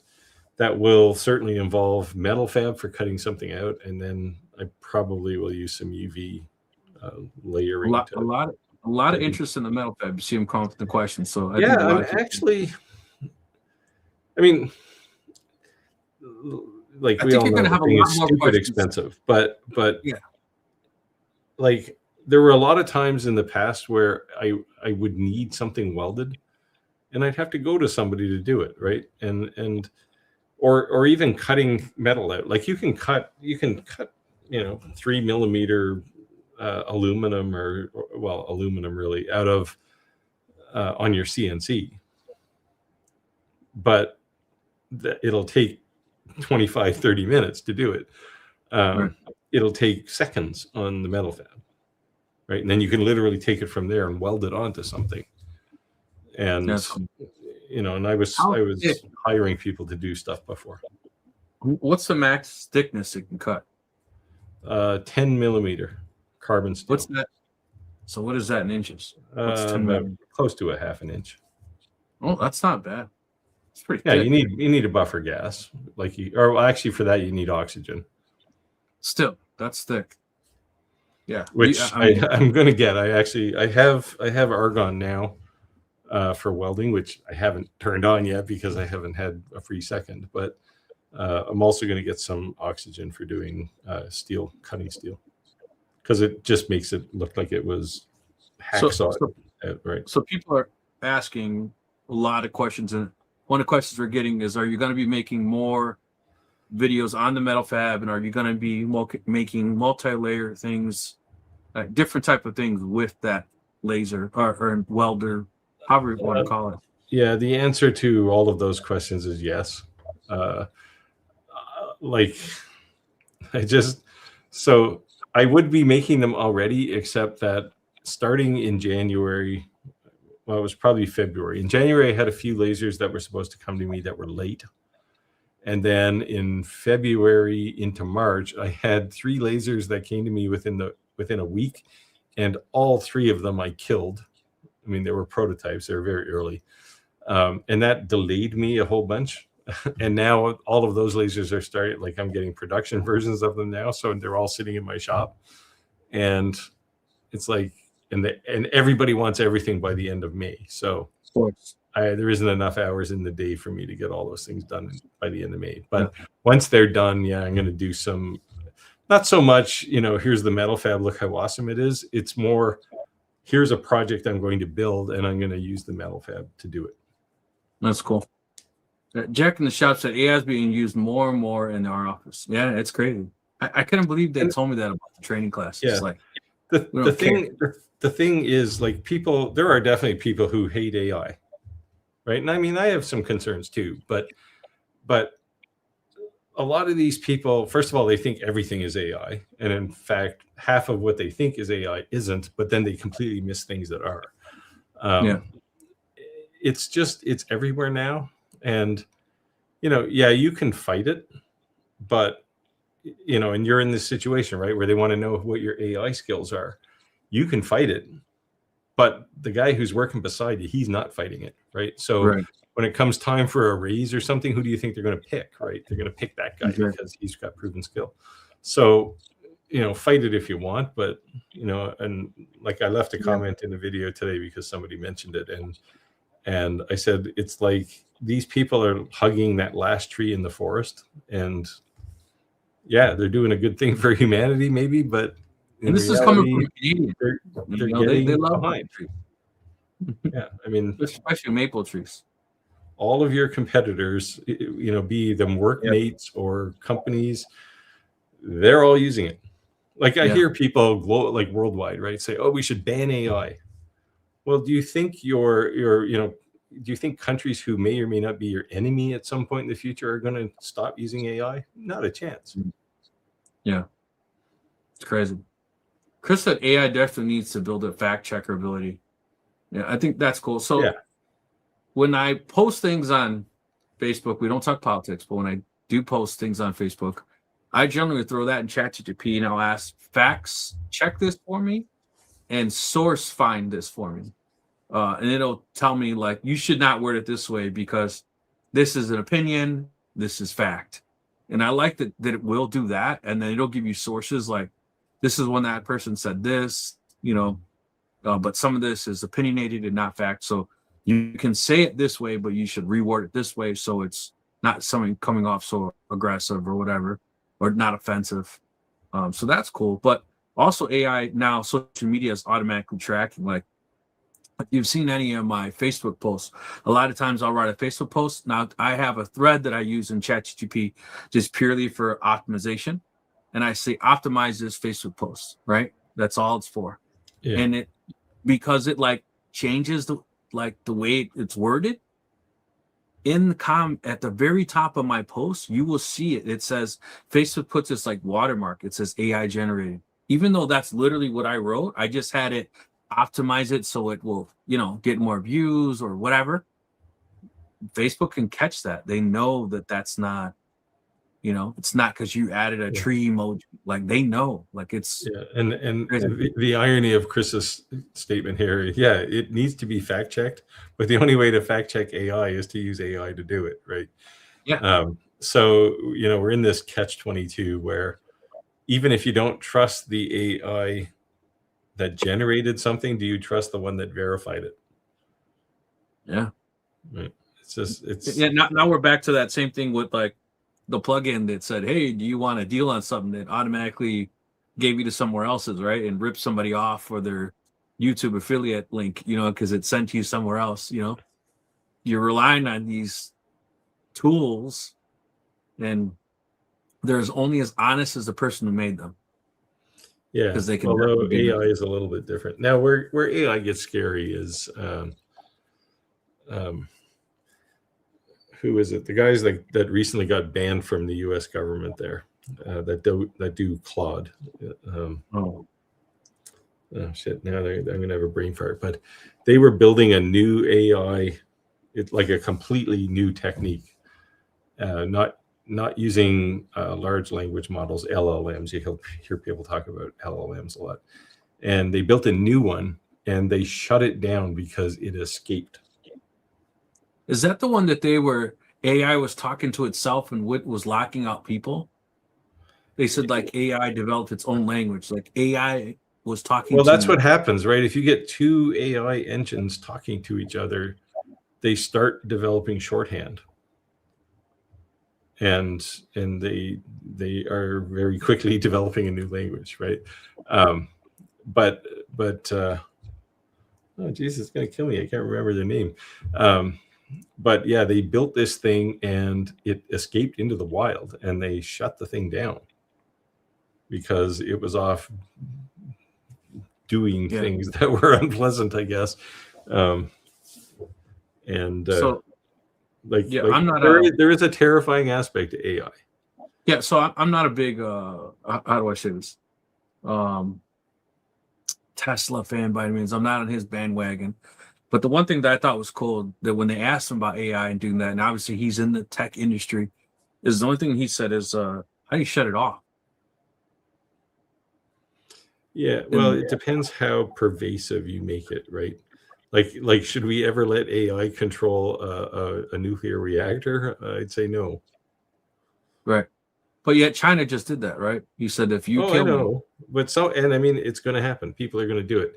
But at some point, Yeah, it's crazy. I mean, we all seen the iRobot movie, right? With Will Smith in it. Like, we all know what could happen. Like, and I mean, and in reality, depending on how far we let it go, we're not that far away from that. Right. The robot thing, that's a while, but right. But Vicky running the world, right, is I mean, we're not that far away from that. No. Like, as soon as we say, okay, you can manage traffic control and power control and water control, like all the things, at some point it may say, oh, there's too many people, so I'm going to make all these lights green at the same time and kill a few off, right? Because that's the right thing to do for humanity. And it might be as a whole, but not good for an individual. Right. Yeah. Chris said, what is a commercial? Yeah, so he's the YouTube premium member. Yeah. Yeah, that's what I'm saying. Sometimes I'm like, I want to get it back because it's definitely. Or maybe because he's Australian and he doesn't know what a commercial is. Adverts. That's Jack in the Shop says, open projects, you can make them read only and keep more and making more. Yeah. You know, I don't know where we're going with the whole, like the Bambu lawsuit is kind of scary. The other thing, of course, is having governments try to manage what you can print on a 3D printer. And yeah, that's all I said. They said that in the United States, if you added up the revenue from every single gun manufacturer, which is not a lot, it doesn't amount to nearly as much as Disney. So they're saying, like, is it really about gun safety or is it really about licensing? You know, the gun was it's about wherever the money is. That's what it's about. Exactly. But what I'm saying is the gun to me was a gateway to accept it, to acknowledge it's okay. But once you open that floodgate, like when is it okay and not okay? You know what I mean? Because technically, like, you shouldn't be able to go on Maker Place and say, hey, I want to print Chicago Bears, Chicago Bulls. And we've all been guilty of it. But what I'm saying is that if they could stop it, I'm sure they would.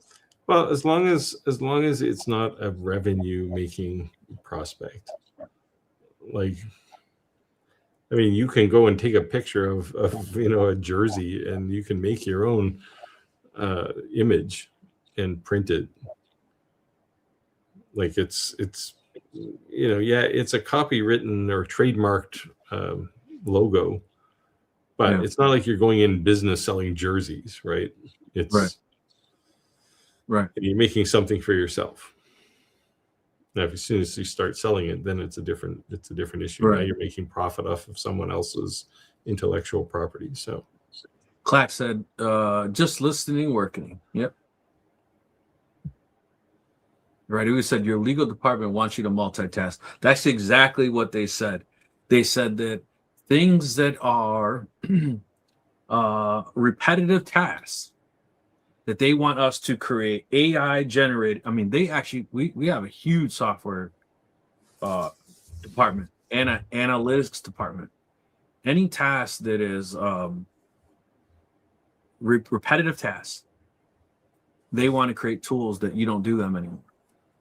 I mean, to the point that, like, they look at an org chart on your email and sort of importance on who it comes from, because you got 368 emails today.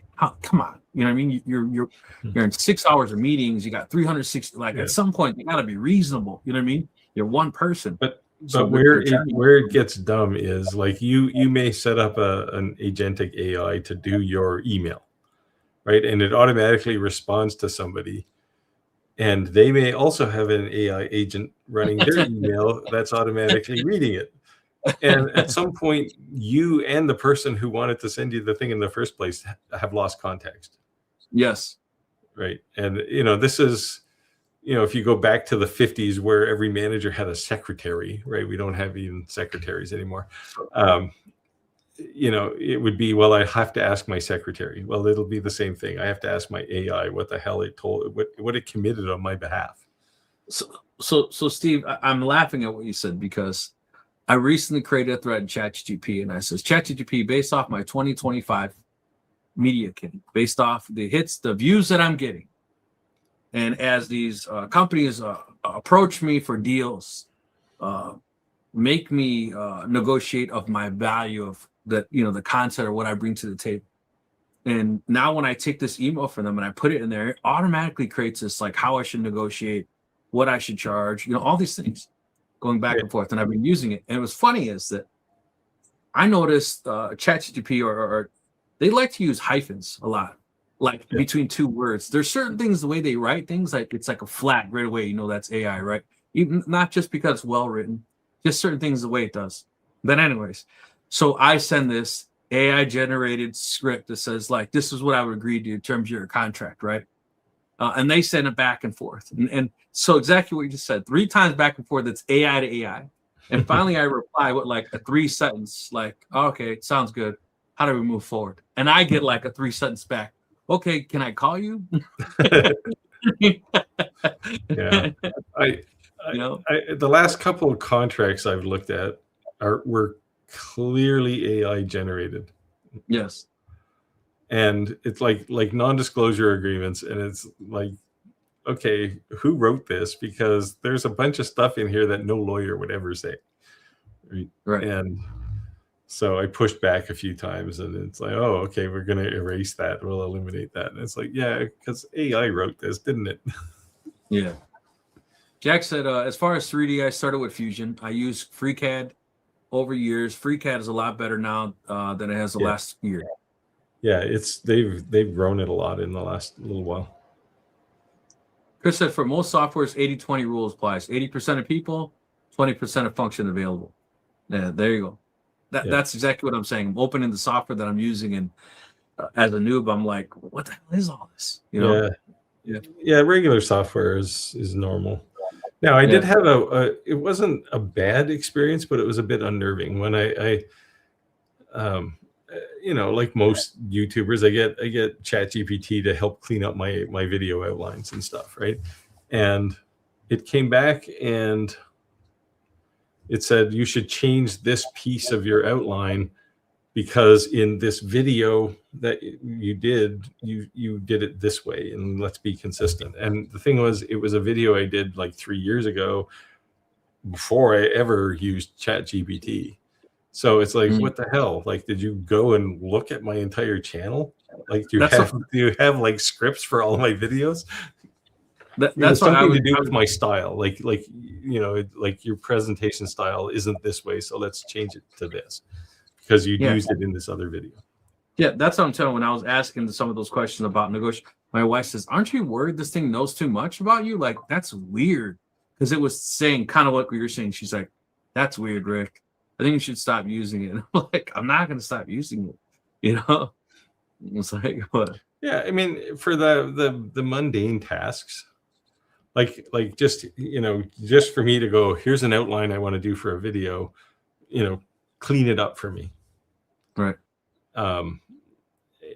It's really good for that kind of stuff, just because it makes things better. But yeah, Clack said Vectric has tons of free videos. Yeah, they do.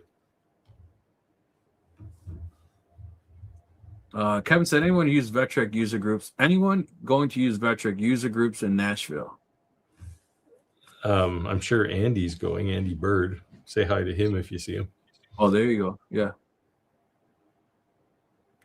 Andy. Chris said, got to run, catch you guys on replay. Got diabetes appointment. Take care of yourself, brother.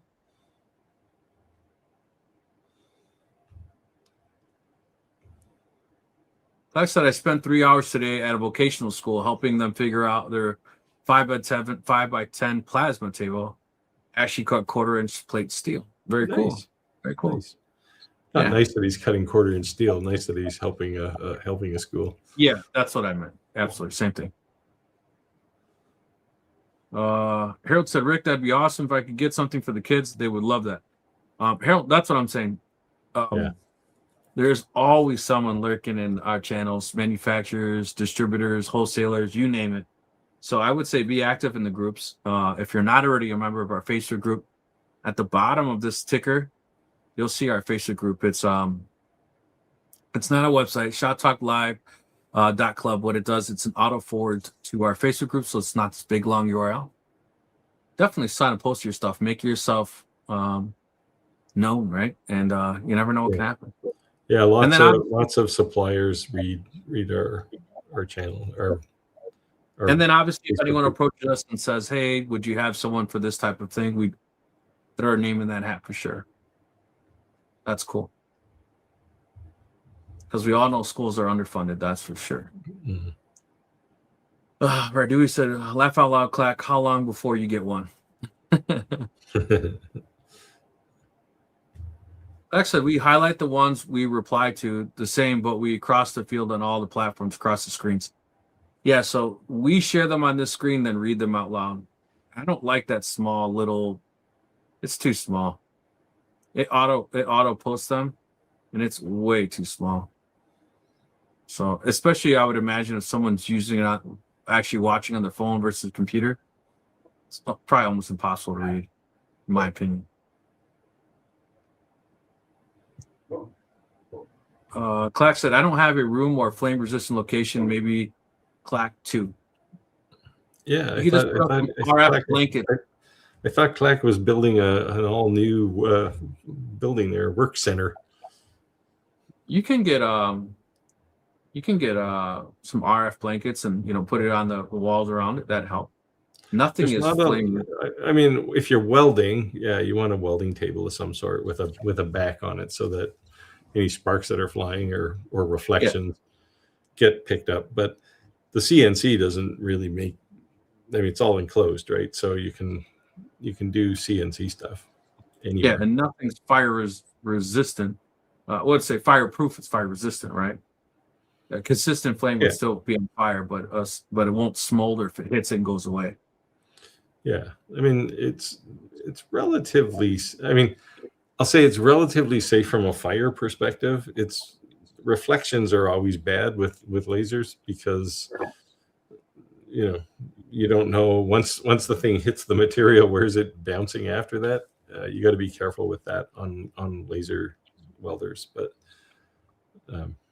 you put it in a box, basically, you're okay.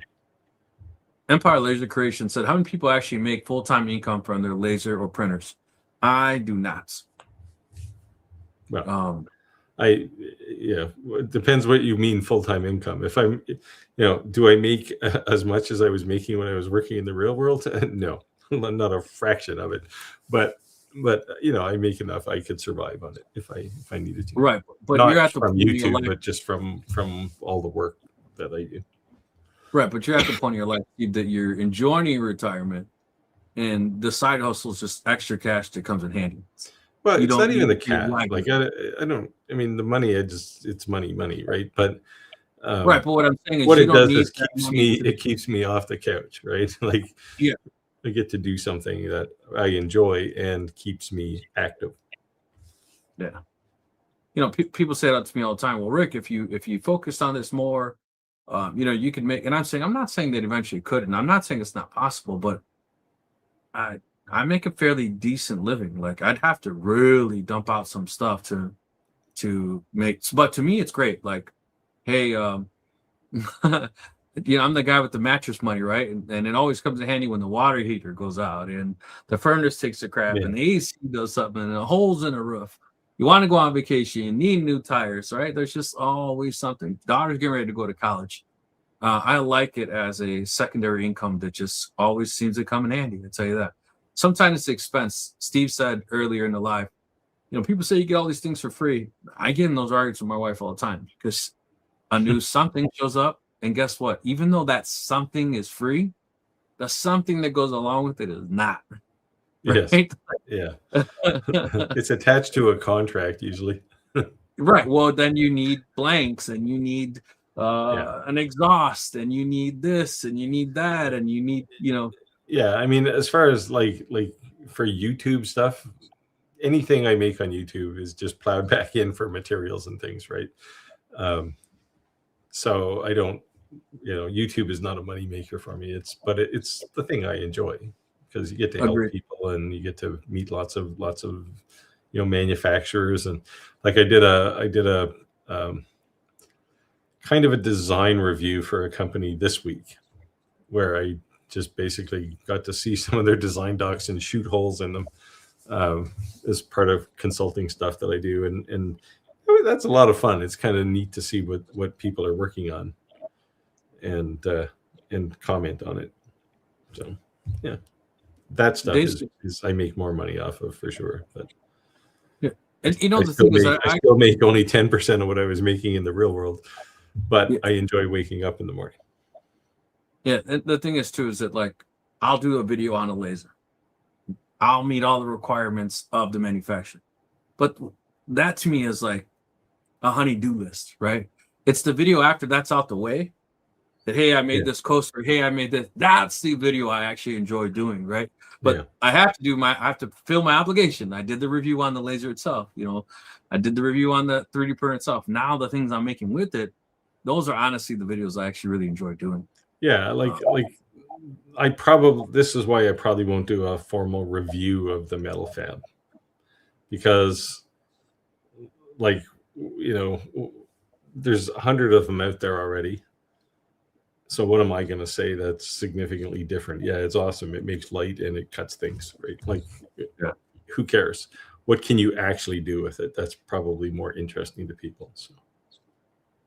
Dave said, does anyone have a do's, don'ts using CNCs to cut material and lasers to add stuff?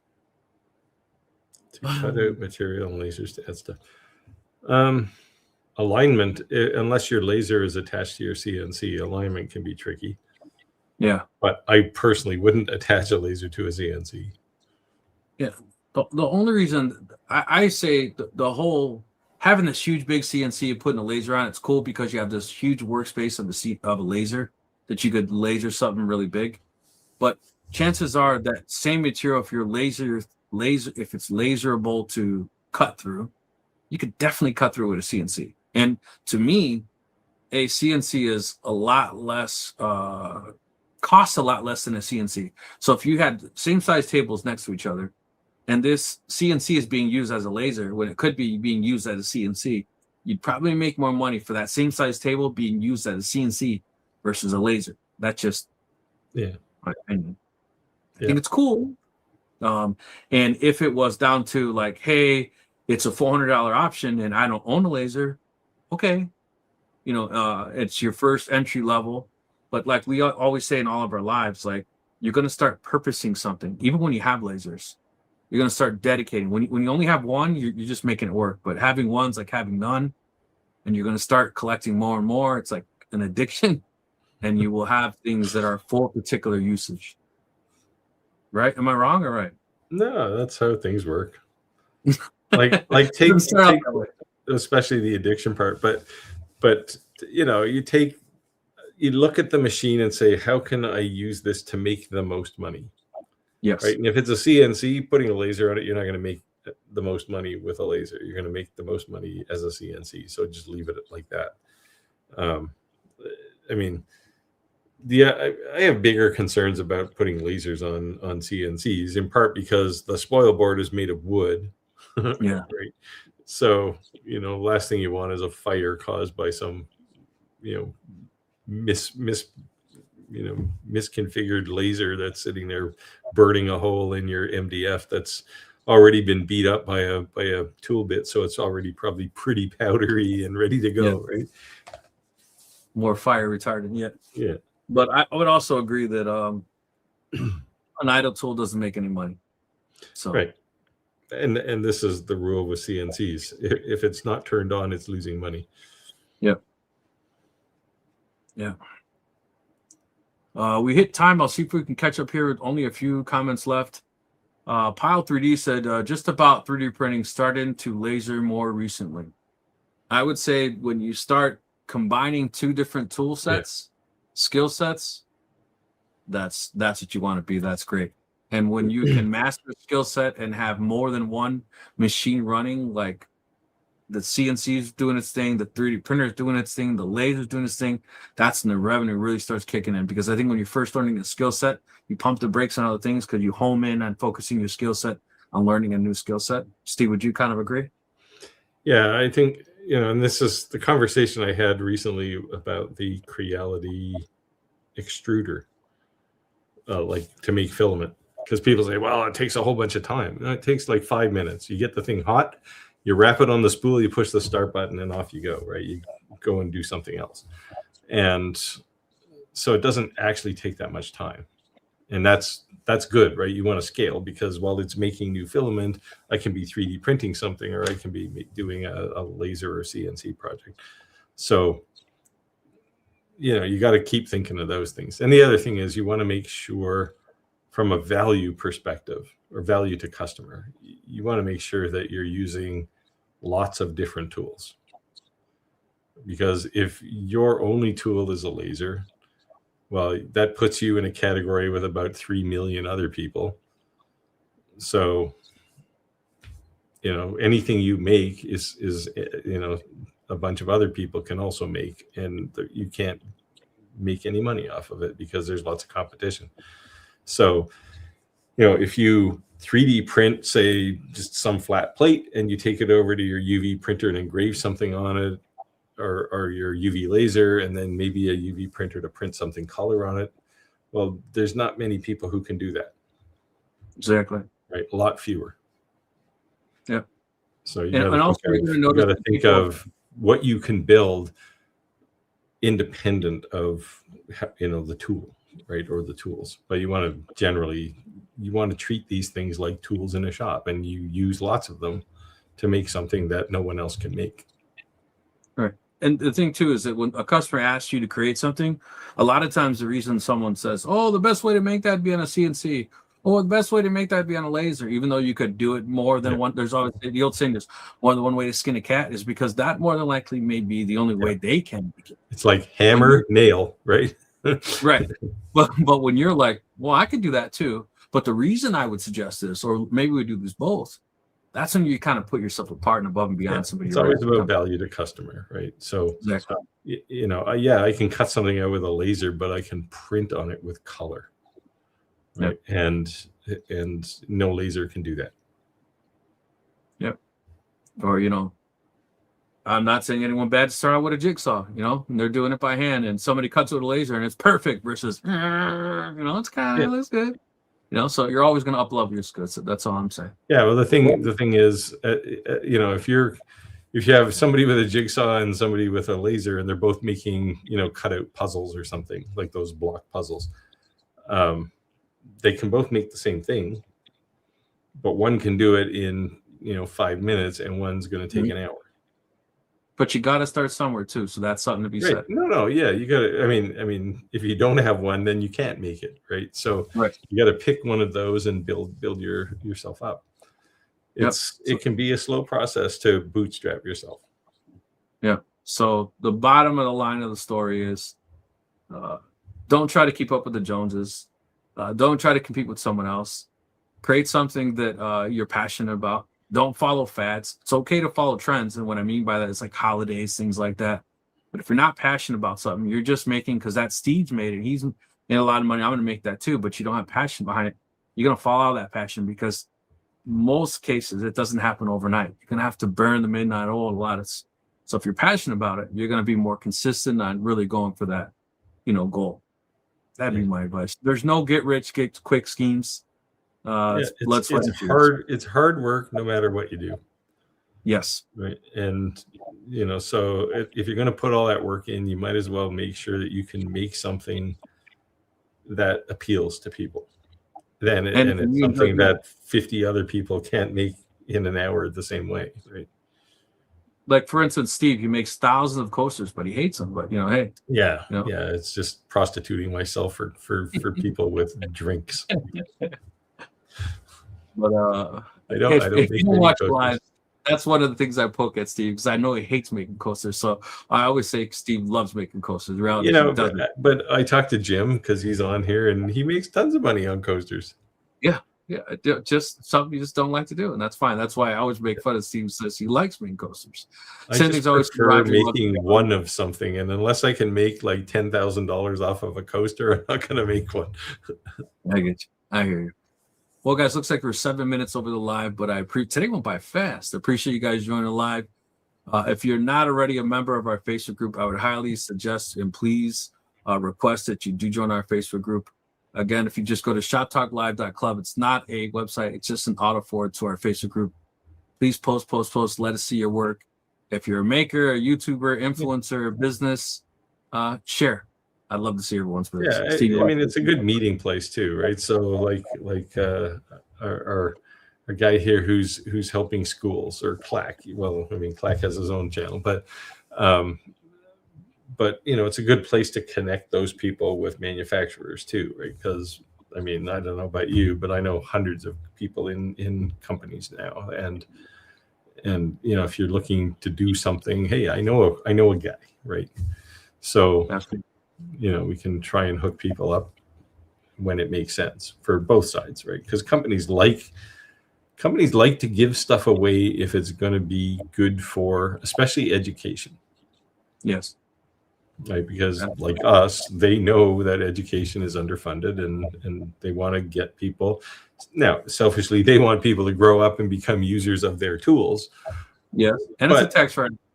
But at the same time, these people grow up and they can use tools, right? So, Yep.